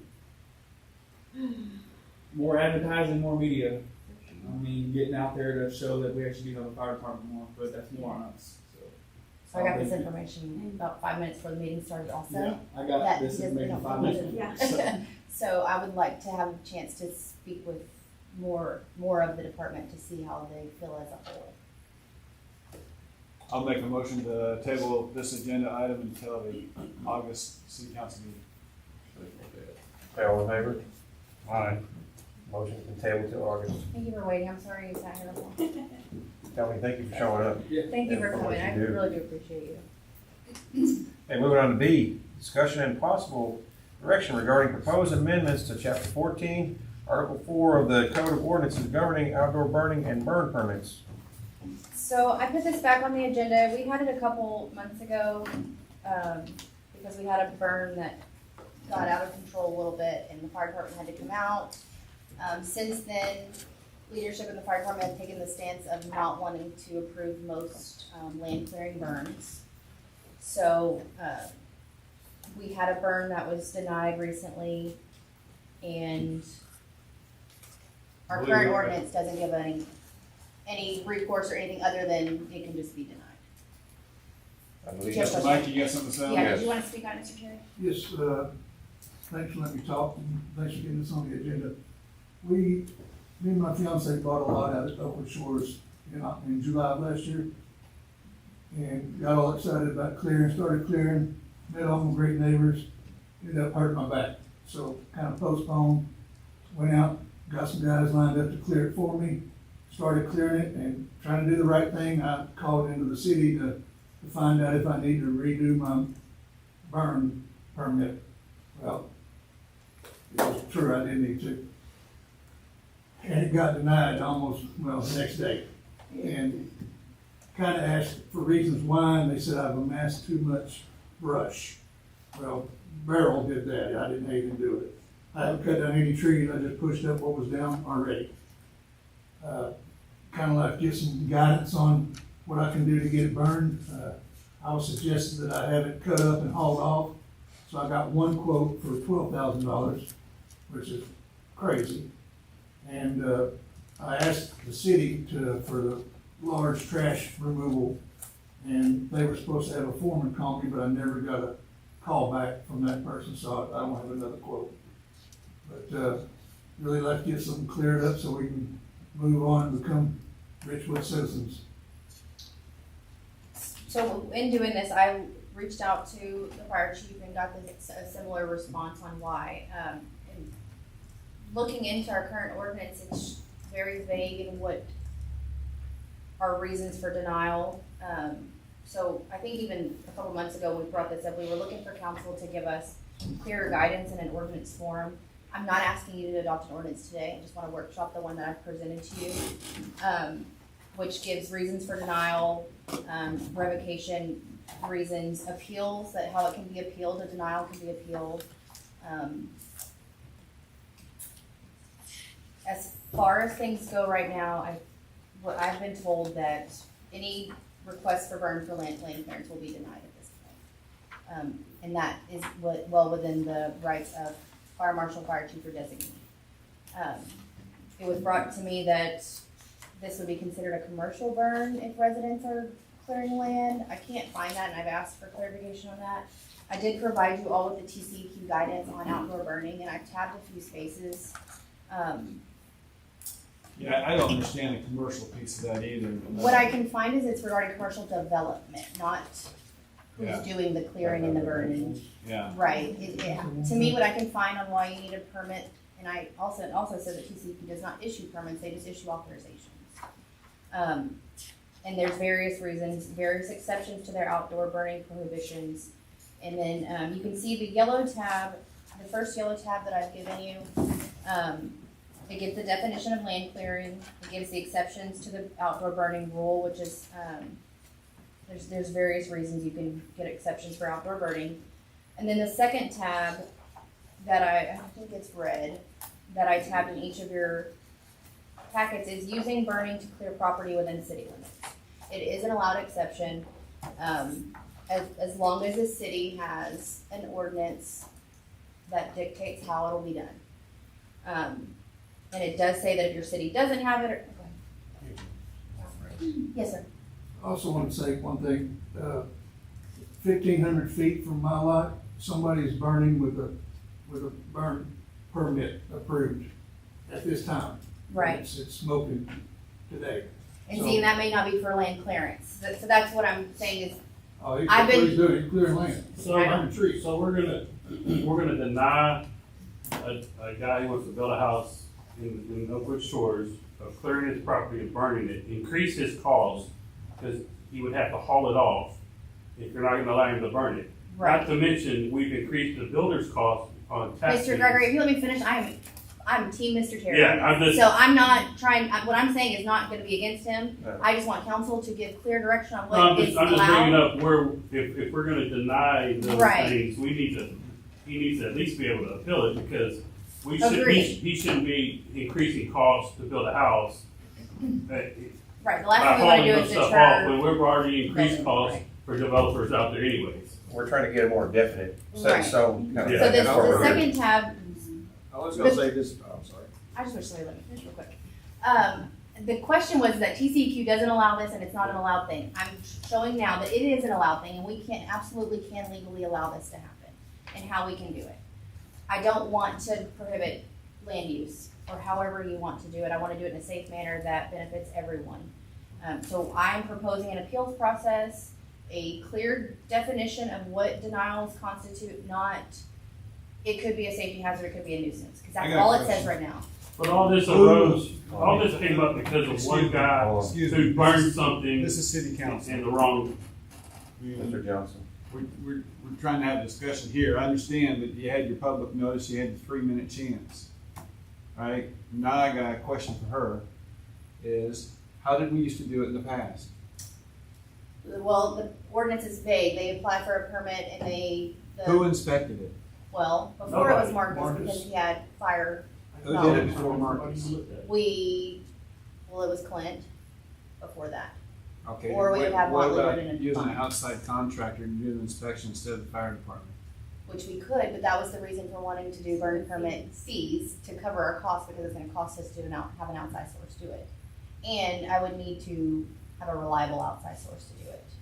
Because it's a timely thing, when somebody needs to burn, But we had Conditions to, change. we had to firm up an Angleton, right? you know,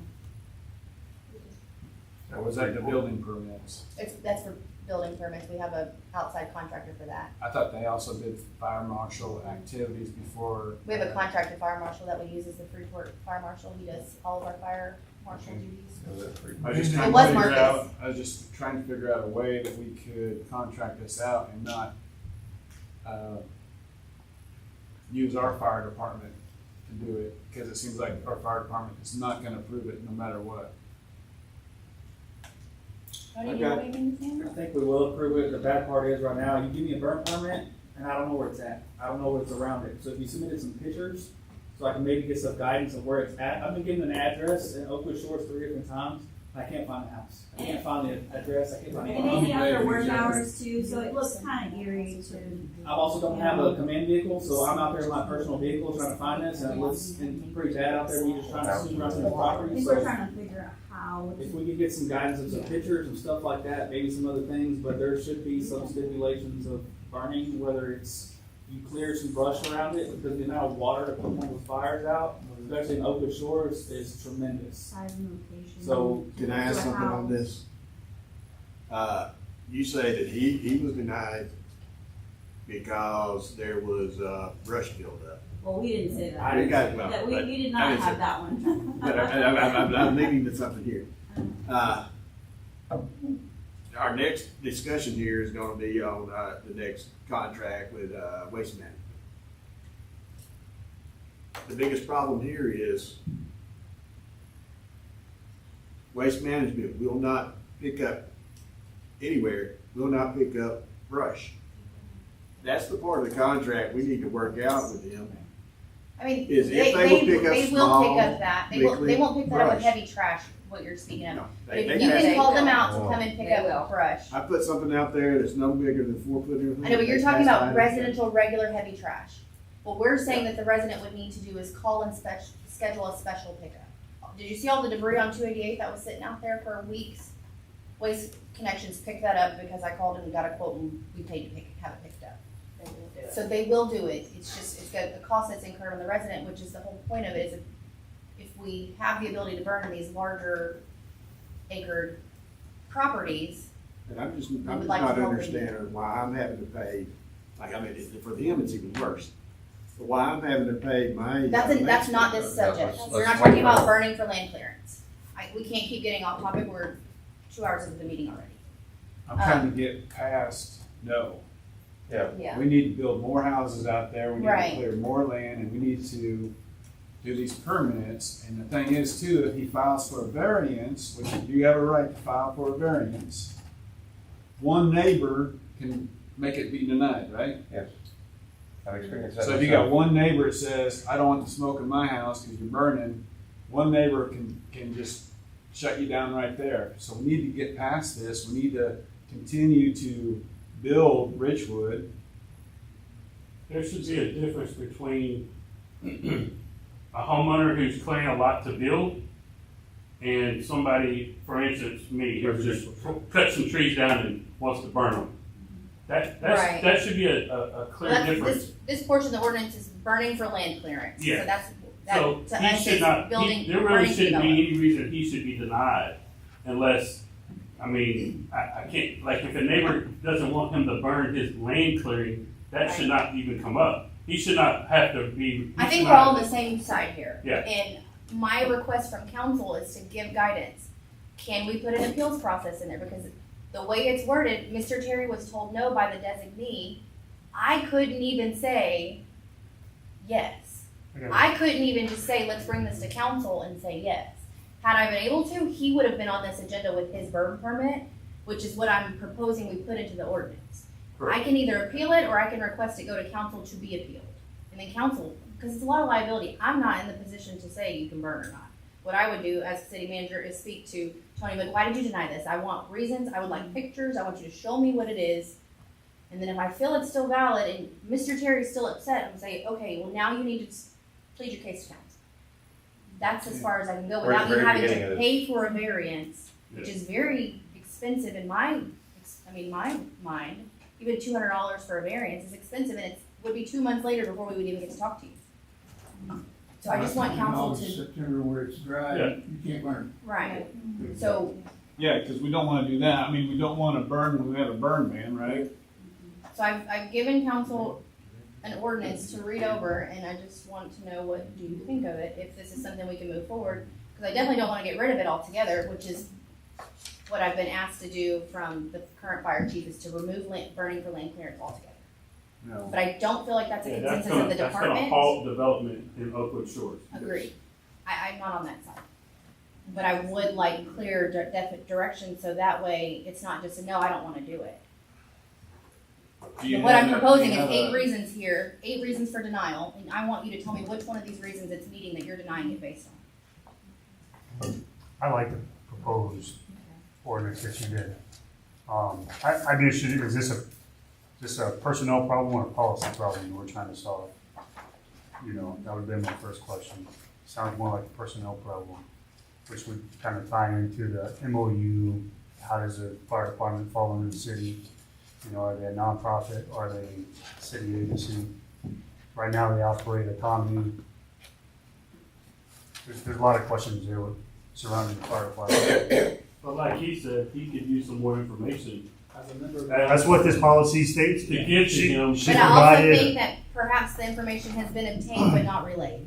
Yeah, it could be. the Because it's not being communication. given to individual members, it's being given down their chain of command. And so where, is it a game of telephone that's getting lost? And yes, let's communicate and figure out what helps you do the job better, and we will do that. It's not about, that's a process, that's not a council. So when I came meeting. and got a burn permit, I walked in, I paid my fee, got the permit, walked out. Nobody checked what I was burning. Nobody asked me for a picture. And that might have been 2 people ago who were Yeah. approving it, who, So- it's changed, so it's changed with it. And that's what, I feel the current ordinance doesn't give, every person who's in this job should do the same thing. Yeah, I would make it. I didn't, this isn't on here for adoption yet, but I'll have it in August. This is just, What I like about it is it transcends personnel. yeah, there's no action item on this, but So your proposal transcends personnel, where there can't be an individual roadblock. There's at least a way for a field, under your proposed thing.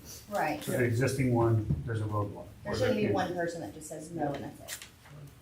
So I mean, I'm And if agreeing I'm not, with your proposed order. me or the city, whoever city manager, if this is past me, if they're not comfortable, then they have a recourse to get it in front of council and get Approval. the resident another eyes on, set So of now eyes. Mr. Terry's got to wait another month? Could it be where it's just, you have at least 2 firefighters that say no as well?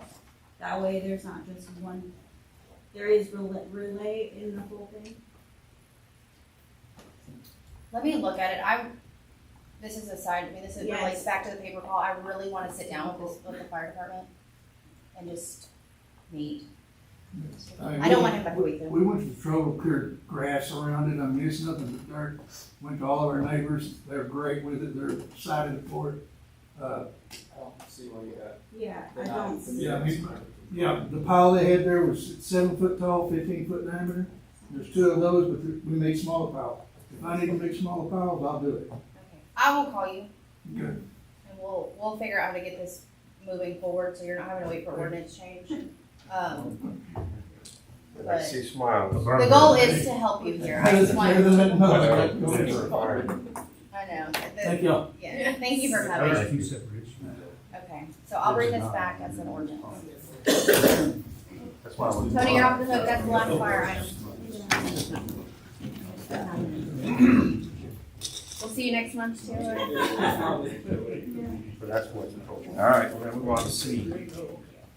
Discussion and possible action regarding ordinance number 26-541, adopting the 2021 International Property Maintenance Code, IPMC, and amending Chapter 6, Article 2, Section 6-23 of the City of Richwood Code of Ordinances.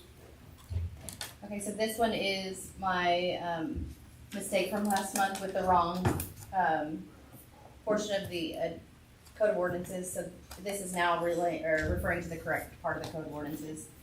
Just adopting the International Property Maintenance Code, which helps Irene, our code enforcement officer, enforce.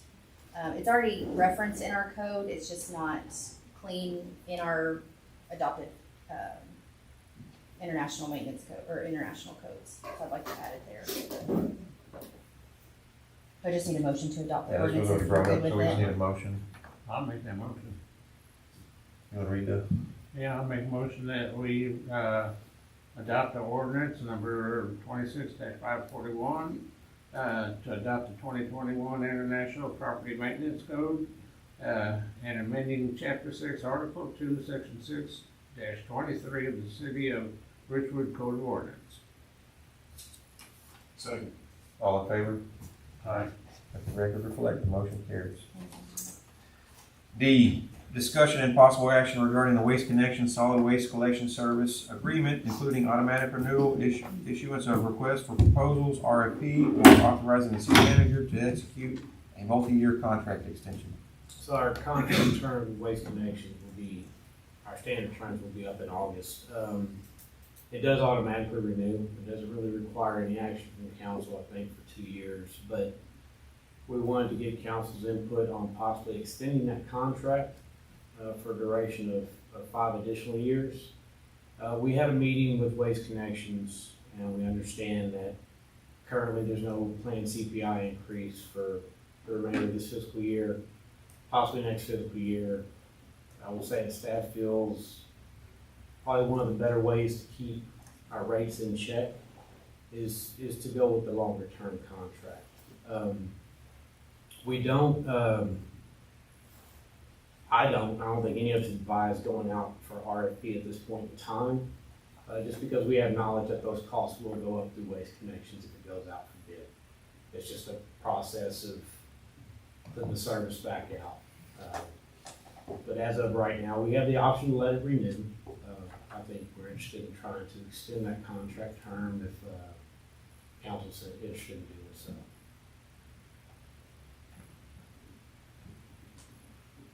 It's all renew for 1 year I think we have two one-year I think we extensions. have 2 1-year extensions. at the same rate. Yes, barring any minus CPI increase. Yeah, minus any chance for CPI. They do have that right to request it. I think it's up to 6%. But William had requested that we look at extending into a longer agreement that would help him keep us at our current rate or as close to without, because we go out for bid, we look at getting the current rates that are being given out. In our last RFP for this, I think we had 2 respondents Which one was Waste Connections? in Ameriways. And the other did not even. They were no bid, weren't they? Well, they, The proposal wasn't, it did not represent what we requested of them. yeah, It was just standard trash pickup, recycling, heavy we wanted to trash. maintain the 2 a week and they would go to once a week, or not the 2 a week, Some hybrid thing. yeah, they wanted another. Is there a clause in there if we did a 5-year agreement with them, that we're municipality funded 12 months at a time? Let's just say don't have money for next year. Like if we were never funded, that we wouldn't be held accountable for those remaining years. There's probably something built into that already since we're in a multi-year. I assume there is, But but I will double check that. they're, because in theory, they come back and be like, hey, you owe us for another 4 years, and we're like, yeah, we went Right. bankrupt. That'll be a But check. there should be a clause in there that, We can look. Yeah. I just feel but I like would say, we've gone go through for 5 periods of years. where we've had 5 resident complaints on Waste Connections, and I feel like they've met with us and they've met us where we needed them, and they have come, I think they've rose to the occasion of need. William is extremely responsive. If a resident is missed, we call, they are picked up by the end of the day. As a staff, we are very happy with the service we're receiving. And y'all are the customers, and y'all are the residents, you might have another opinion, but, from our end, we're impressed with how, kind of the turnaround. I felt like we were Which is a little looking bit for a of change at one five-year point. contract, that's all. Yeah, and I believe if we can execute a multi-year extension on this contract, you know, once again, our rate's gonna be much lower than it would be if we had to go, year to year. year to year, or without an RFP, you don't wanna do that, really. Well, at some point in time, and if we renew this year and next year, the contract terms require us to go out for Yeah, RFP. go, that's, So at that time, you're gonna, we Exactly. feel you're gonna bite the bullet. right. I didn't see anything tonight getting cheaper. No. No, I don't either, which is, you know, if nobody's going to it, I can make a motion to authorize the city manager to execute a multi-year, contract extension with waste connections. I'll second that. Okay, all in favor? Aye. Okay, let the record reflect, the motion carries. Okay, we're moving on to E. Discussion and possible action regarding resolution number 26-R-7, authorizing the submission of an application to the Texas Water Development Board for funding assistance for an elevated water storage tower project, approving TWDB forms 0201, 0201A, and 0201B, authorizing execution of the required application documents. Council, this is really more of a housekeeping issue. These are documents we have to, that are required by Texas Water Development Board to proceed with this application for grant funding. It is just it's an application, filing resolution, affidavit, and also designating a signatory, which I've named myself. That is to just handle any other documents during the application process and past that point. The only things that you guys did not see within your agenda package were not to exceed, which were required on the document, one of the documents, and that is going to be a $4.4 million price tag. So that should be 100% funded if we get that. You can pay that, kid. Sure.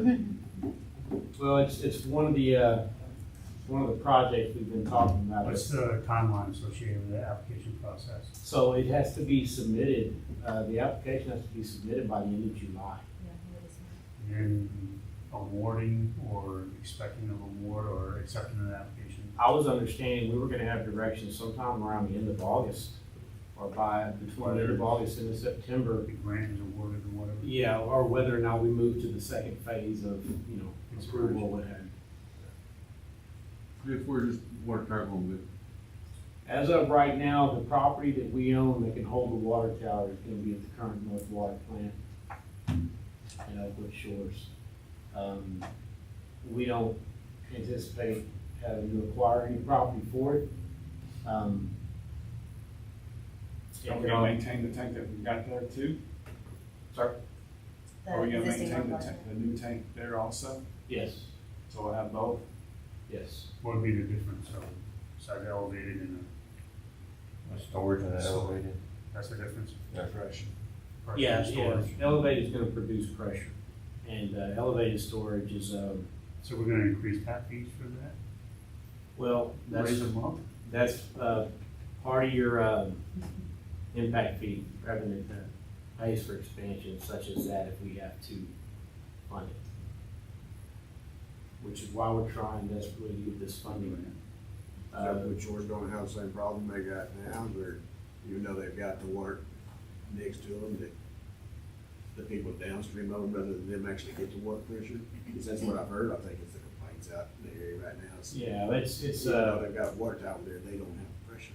yeah, it's a little deeper than that, and even distribution of pressure, it's a little bit more complex of a problem, but it would definitely help the situation for those residents out there that have long service lines that see a lot of friction loss. But also the hydraulic modeling shows it's a good place to go to serve the entire city, not just Oakwood Shores. And this has been identified in our master plan as a high priority project. Yes. Yeah, I mean, I'll make a motion to. What did I read? On the TV, if you look, and approve the resolution. Approved resolution number 26-R-7, authorizing the submission of application to the Texas Water Development Board for funding assistance for an elevated water storage tower project, approving TWDB forms 0201, 0201 Alpha, and Bravo, and authorizing execution of the required application documents. Second. Okay, all in favor? Aye. Okay, let the record reflect, the motion carries.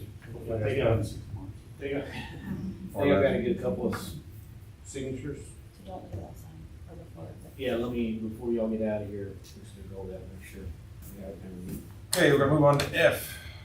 Consider and take possible action on approving the reverse wire drawdown authorization of HRMP and authorizing the city manager to execute all necessary documents required to establish the service? Ma'am.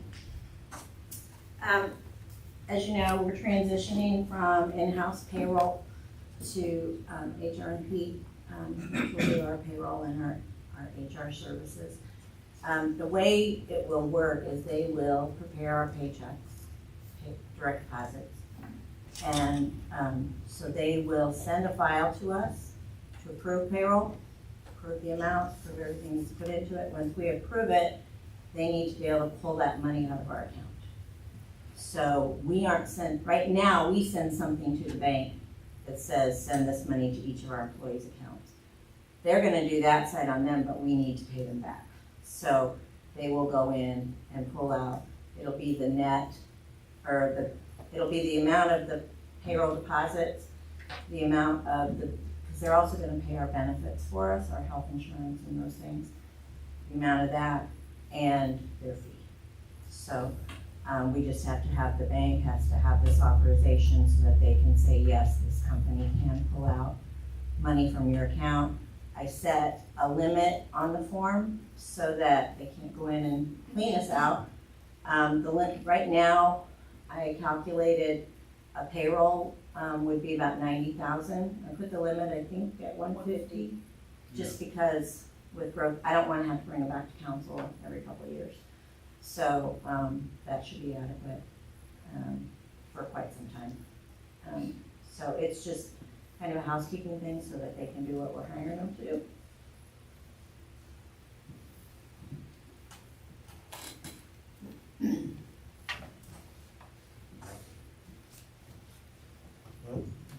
I'll make a motion that we authorize the city manager to execute all necessary documents required to establish the services, which is their reverse wire drawdown authorization for HR&P. A second? Okay, all in favor? Aye. Okay, motion carries. Vote on G, discussion and direction regarding proposed amendments to the city's fee schedule. So Trish completed her review of our fee schedule and she's provided, kind of just a breakdown of each fee and why it's there and what it comes from. Staff does not have a recommendation on what to do. We think that what we have recommended in there, is what we need. There's a couple in there that we don't often charge, or that are strictly associated to ordinance that we may not use very often, but it's there for when we do need it. So Trish can go through with her thought process on it. So I went through every line on here and where I could cite ordinance, I did. So that's that column, the sec, whatever. We can't, when I first went through here, I'm like, oh, we don't use this, let's get rid of it. Well, we can't get rid of them because they're an ordinance. And maybe someday things will change in Richwood and we will need that. But we can, the ordinance always reads to pay the fee, permit fee as per the fee schedule. So we can change fees, we can eliminate fees. One thing, when you eliminate fees is, bless you, you eliminate revenue, which fixes or changes that bottom line.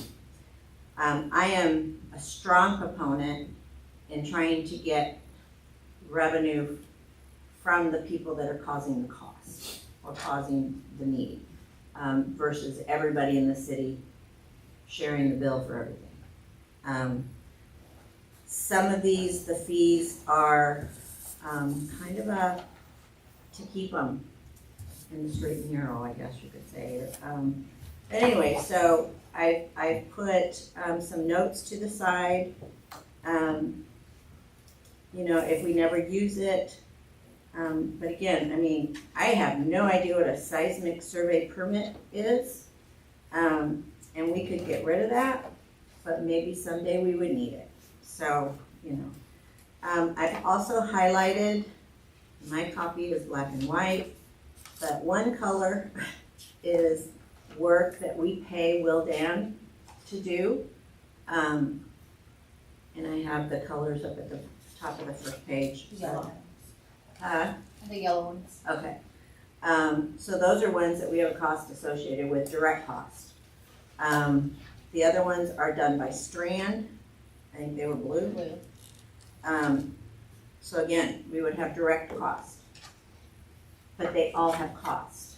There's permit processing time, staff time, if we have inspections or whatever. So I just wanted to give you all more information. And, we're gonna bring the fee schedule back next month with the revised rates for utilities. So if there's anything on here, that you want us to change, if there's any that really bother you that we charge for that we shouldn't, we're open to hear your discussion. One thing I can recommend for citizens to help you out with, you find out a way to, that's 5 pages of really small, we find a way to stretch that out so we can print it out and actually look at it. I think the citizens can help you, eliminate some of that. You want the font size changed, Mr. Page? Is that what you're saying? I think you mean on the report. I need the old man who's still, with read glasses, still can't read it. All right. So, this is, a lot of different things on here. I don't wanna go line by line with y'all. That would keep us here all night. But I know that, the previous council had some concerns about some of them, and about charging people for what they do on their property. We want to maintain a safe city. We want to maintain, that people are doing repairs correctly, that they're doing, things correctly. So we want to be sure we cover that. But I'm here to hear whatever you guys have to say on any of it. One of the ones that jumps out, we charge $5 for a garage sale permit. That $5 doesn't make us or break us. And as I talked with Laura, it's like, why do we even charge that? Because they're on the weekend. We don't have code enforcement on the weekend. Why even have it? But that keeps people from running a store in their garage. It gives us some recourse if people start operating businesses, say in their garage. So sometimes you have to think beyond what your first thought is.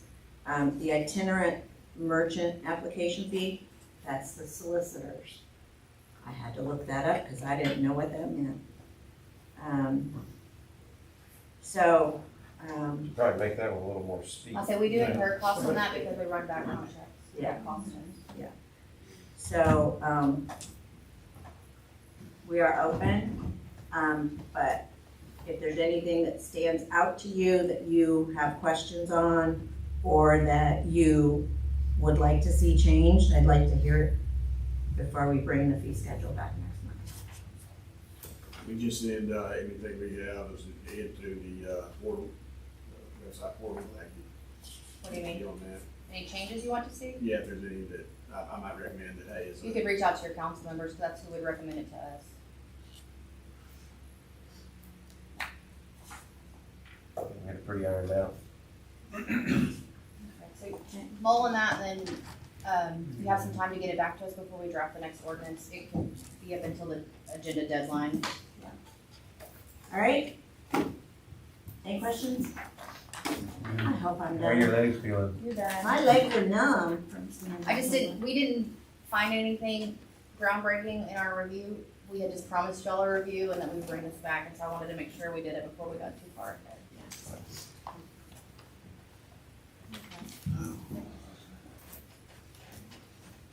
Okay, nothing was removed. Time is now 8:20 and council is going to adjourn for executive session.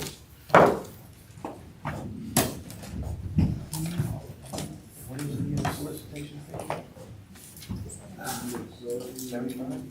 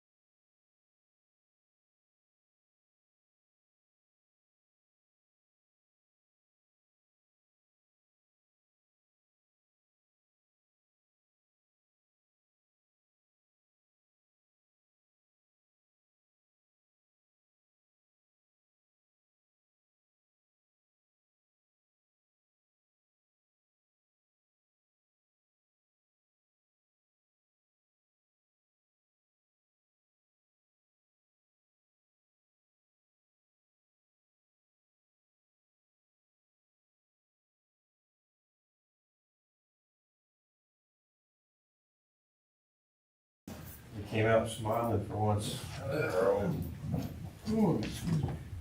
Okay, we don't wanna wait anymore. Okay, time is 8:35 and the council is back.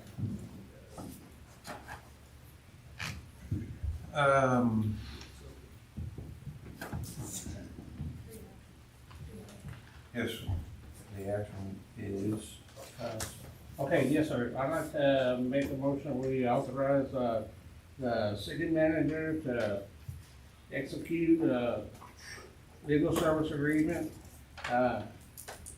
with, the city attorney, including proposed revisions to the contracted hourly billing rates. Second. all in favor? The motion carries. Okay, next, we're gonna move on to capital improvements project update. Oh, yeah, no, it's nothing great. They have the copy, just want to update everybody, the risk and resiliency assessment the Springs working on is, the updates that are complete, they're gonna now begin the emergency response plan. Council, remember, this is an EPA item, it's a matter of compliance. So they'll finish that up, probably before end of August. Texas Water Development Board, the application, this is our final portion that we need to do to get the application together. I believe everything has to be submitted to Texas Water Development Board by the end of July. And then we'll see where we're at. That's all I got. I was expecting 5 more minutes. Next up is city manager's report. I'll make it quicker than I probably planned, but, just thanks to council for the budget workshop and the advice given, thanks to staff, Public Works, Police Department, Fire Department for their help on All-American Night and the Golf Cart Parade. I think it was a great success for the residents. The Golf Cart Parade, I think we're gonna try again. That was a pretty cool experience.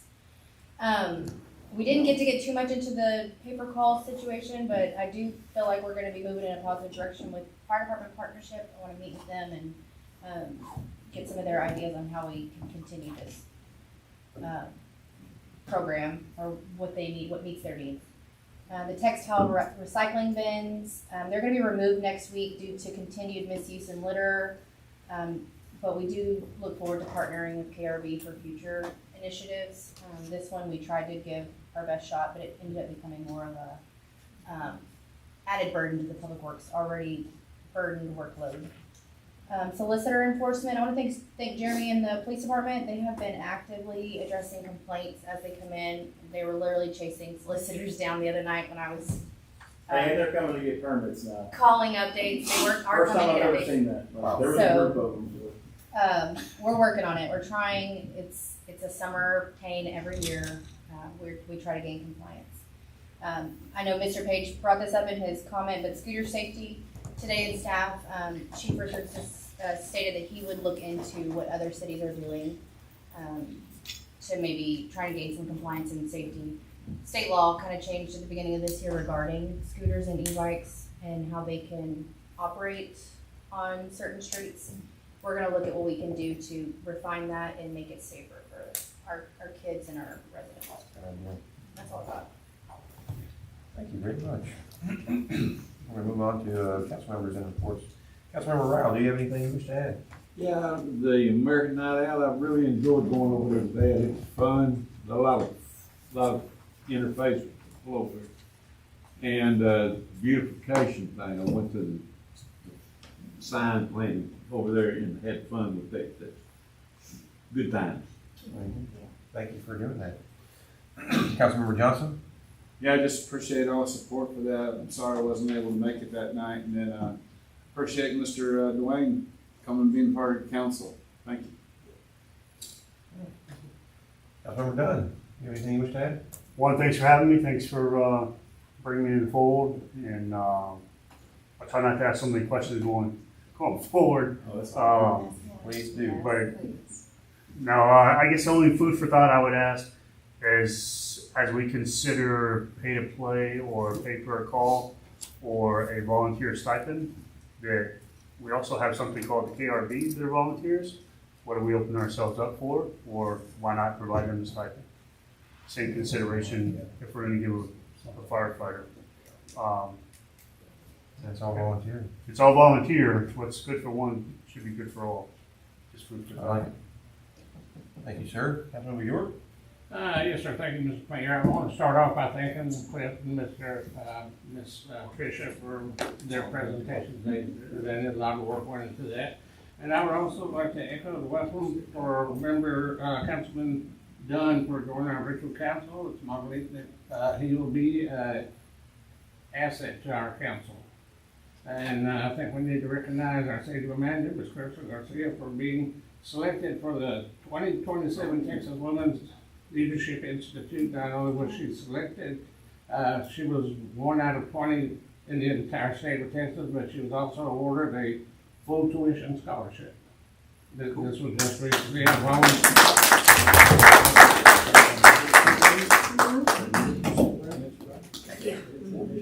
I've always admired Ms. Garcia's work ethic and commitment to our community.